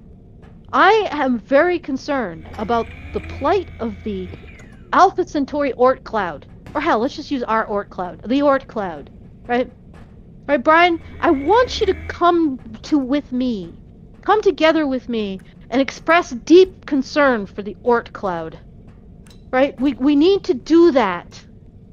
Right? We need to do, and if you don't do that, you are a bad person. If you can't dig deep inside yourself and shed a tear for the Oort cloud, if you can't bring up the emotion of suffering over the true plight of the Oort cloud, you are a terrible human being. And it doesn't matter that the Oort cloud is like many, many, many, many miles away from us. We owe the Orc Cloud nothing. The Orc Cloud will never come to Earth and say, hey, you didn't care about me enough. So none of this has any actual relevance to anything in the world. Right? We don't have to sacrifice anything. But we have to recognize that those people who do not shed a tear for the Orc Cloud, they are freaking monsters who deserve nothing. They don't deserve any human consideration. They're just truly the worst. They're the unkind, the mean-spirited, the men. Like the men. They are the men. That's the men. And when I say men, you know I mean the really bad people. When I say men. Right? They don't express deep concern for the Orc Cloud. So you know that everybody who doesn't do that is a bad person. So not only do we have to express concern for the Orc Cloud, we have to recognize that everyone who doesn't do it is a bad person. And you've basically lost like 99% of people, but that's the point. By engaging in the moral circle analysis, by creating the most abstracted and ridiculous thing to express compassion for, and then saying that if you don't do it, if you're a person who's like, well, wait, the Orc Cloud is, what does the Orc Cloud need from us? If you're that kind of person, right, which is most people at this point, most people don't even know what the Orc Cloud is, which is ignorance, right? And then there's no excuse for that, right? If you don't recognize that this is the dividing line between humans and the subhuman who doesn't deserve to live, then you are a subhuman who doesn't deserve to live. So not only do we express concern for the Orc Cloud, we use expressing concern for the Orc Cloud to divide humanity into those who deserve to live and those who deserve to be thrown into pits with spikes. That is the moral circle. It is not about expressing compassion, it is about creating the largest category of potential targets for hatred you possibly can. Yeah. That's what she's doing. And if guys are particularly sensitive to that, which, you know, I've noticed operative thinkers, like you, Brian, and my husband Jonathan, you pick up things faster than I do. Because I have to do it through careful analysis, whereas you guys pick it up intuitively. If you're an operative thinker that is listening to this, or listen to her lay out her argument, and you're picking up on, hey, wait, what happens to the people who don't agree? Yeah, you're also in the category of subhuman, even though you've correctly picked up that this is a genocidal narrative. Yeah. Like, and yeah, again, moral circle is ultimately taken to the furthest extreme, genocidal. And these women are parading it around, like they're parading this horrific weapon around, and they're pointing it at men and saying, you know, kiss the nuke, kiss the fat boy, prostrate yourself before it, or you're a bad person. And it's the weirdest thing to see. But anyway, let's get back to this. That's what moral circle analysis is. It's basically using the most rarefied and ridiculous expressing, prostrate yourself before this object of compassion, and if you don't agree that expressing compassion is the dividing line between who deserves to live and who doesn't, or who deserves to be recognized as human and who doesn't, then you are subhuman. Right? That's the moral circle. Anyway, so this list that she lists matches the outer ring profile.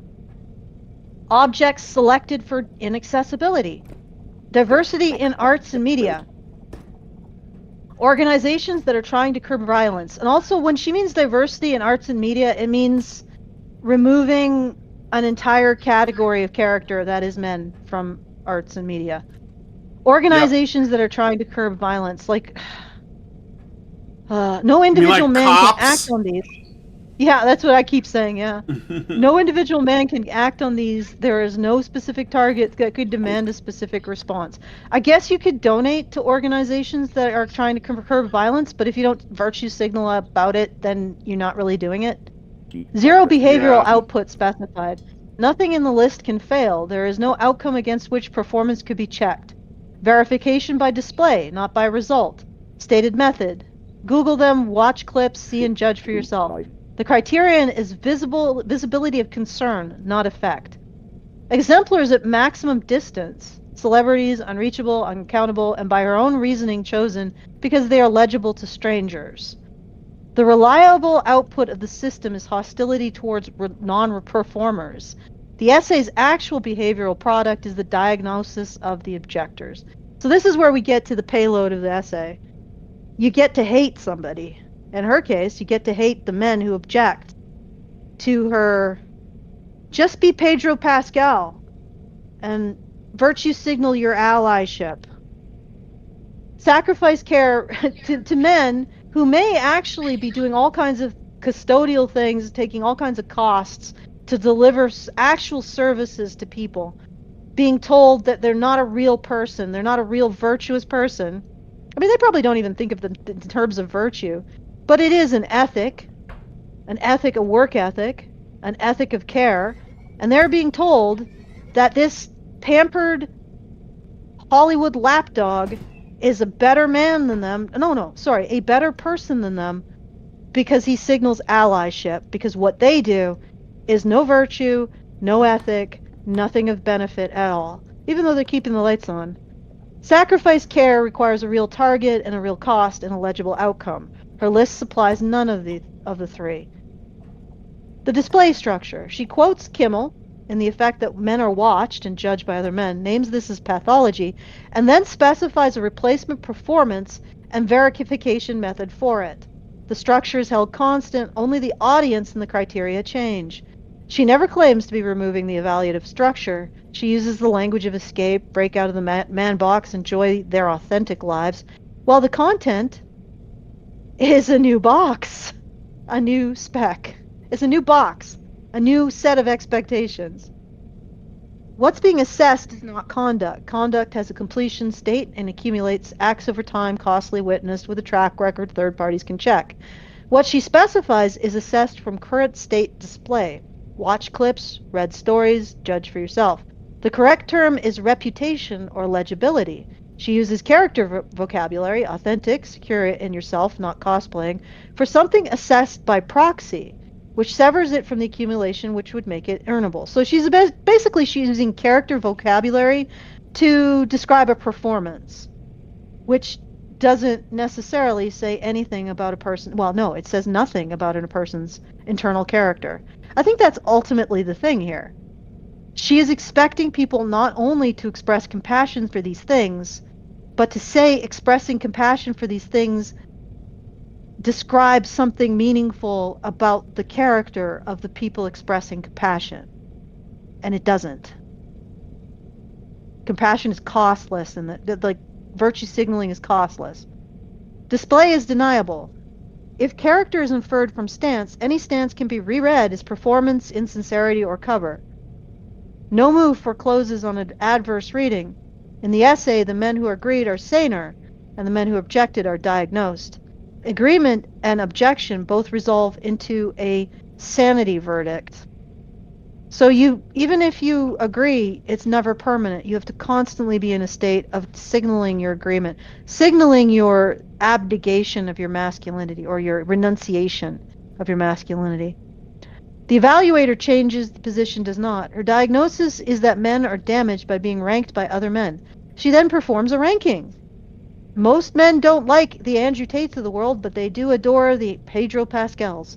Unsourced and a status claim. The complaint is about the judges, not the judging. So she's just basically saying, men, don't be free from being judged by other men. Be judged by me! In a way that's completely incompatible with how you see yourself in the world, and is far harsher. And if you don't actually live up to it, and by live up to it, I mean constantly virtue signal in every conceivable capacity in a way that I agree with, then you are not a human. You're not just incompetent, which is what you would be in the male hierarchy. You're not even human, which is what you are in this relational web hierarchy. Ugh. The first comparison to maintenance state load. Okay, maybe I shouldn't read that. Her ask keeps the structure, external standard, no discharge, and removes the operative channel. It is the unanswerable question without the thing that makes it addressable. Okay, so the load is operative. The question has no verdict, but the work is completely specified. So when they talk about patriarchy as putting a load on men, or the custodial disposition as putting a load on men, what they mean is, or what is actually happening is, like, think about the country music song where a man is he describes all of the things he's done throughout his life for his family. So he's provided for his family, he's protected them, he's taken care of them, he's built a house for them, he's done his job for them, he's done his duty for them, and in the end he says, I don't know if it was enough. I don't know if it was ever enough. It's this continuous provision, and it is continuous, and it's a continuous external expectation that men are living up to. And feminists look at that and they say, well, you could be free of that by replacing it with our eternal expectation that you renunciate your masculinity and perform allyship. But the difference is that the man's burden does have an external standard. His family is provided for, it is protected, etc. The feminist version not only doesn't have a family, right, at all, or a woman involved, it's just a continuous state of self-renunciation, which is never ending. So her ask keeps the structure, external standard, with no discharge, and removes the operative channel. So it removes somebody is being protected by this. Somebody is being helped by this. The lights are on. I'm keeping the lights on. I'm keeping the sewer working. I'm keeping people's water flowing. And now it's just, I am a man, being a man is bad, forevermore. Right? And then her exemplar selection. The stated criteria is stances. Every exemplar is high status. The ordinary man only appears after the objection, defensively, and isn't really ordinary because he's a corporate lawyer. Under operative reading, selection is data. What she picks indicates the operative content of the standard regardless of what she says the content is. With the stance list reading blank, the only load-bearing object left is the named person and his distinguishing attributes. The ones verifiable and actually differing from the reader are fame, platform, wealth, access, and appearance. His stances are not distinguishing. Anyone can hold them at zero cost. So what I'm saying is that the operative modality looking at this says, okay, you're giving me a blank paper and the only thing on it is Pedro Pascal. So how does Pedro Pascal differ from me? Well, he's got more money, he's wealthier, he's got a platform, people listen to him, he can virtue signal to a lot more people. That must be what you're asking for. And she doesn't understand that because she's a relational web thinker. If the criteria were the stances, the exemplars would be ordinary men because ordinary men hold those stances constantly. There are plenty of ordinary feminist men she could have chosen. Or she could have made one up. Right? But she didn't. She went to the man she actually thinks are exemplary. The verification requirement. Her stated reason for using celebrities, readers don't have to take my word for it. They can Google, watch clips, and see and judge for themselves. Her stated reason for excluding real-life men she knows. You would be starting from a place of no frame of reference. You'd have to take my word for it. And it would take 3 or 4 times as long to write. The format admits only display that is third-party verifiable at a distance. An ordinary man's conduct is not. No footage, no record, no audience. She asserts the qualities are universally available. The verification regime she specifies is not. Right? The verification regime for a virtue signaler is not universally available. You have to have an audience. You have to have a corporate audience. You have to have an audience of fans. You have to have an audience of media readers. Otherwise, you're signaling to nothing. It's meaningless. Her rebuttal to the objection, how on earth is any of that only the purview of the rich and famous, is answered by her own defense of her method 2 paragraphs later. The qualities are not the purview of the rich and famous, proving them in the format she requires is. Right? So the only way to compete or the only way to bear cost is to prove it in the format that she requires to become as rich and famous as Pedro Pascal. The actual thing she's asking is meaningless. So when guys look at this, you're like, well, okay, saying these things is meaningless. The only thing meaningful is that you say it to a large audience. So what you're saying is what we need. We need to get a large audience, which means we need to become famous and rich. The objector's complaint is the correct operative parse of the spec supplied. Recording objector words that the implication of what they've said is, okay, sorry, I'm getting in the weeds here. Their intent, so we don't know what the intent is of the objectors. This is just a reading through the operative modality. Okay. Mm-hmm. Signaling requires a receiver. Her spec is signal shaped, so an unobserved instance has no status in it. Not failed, not counted, undefined. The standard is defined at the point of reception, which means it requires an audience to exist. In the text, the real-life men she admires are excluded, and the stated reasons are unverifiability, not absence of merit. She concedes their virtue exists and discards it as unusable. The cost she names for including them is her own production effort, not doubt about the men. She never addresses whether a man whose good conduct nobody records has met the standard. So that's the problem. That's the big hole. Right? And of course it doesn't, because you have to renounce your masculinity to something, or it isn't meaningful. Yeah. Like, all of this is signaling. Every bit of it. So the big hole in her entire argument is, can men do this and be good without anybody watching? And the answer is no. Which goes right back to Brian's point. This is Pharisees. Mm-hmm. This is self-righteousness. This is virtue signaling with no there. And it's being rejected by men, and they are absolutely right to do so.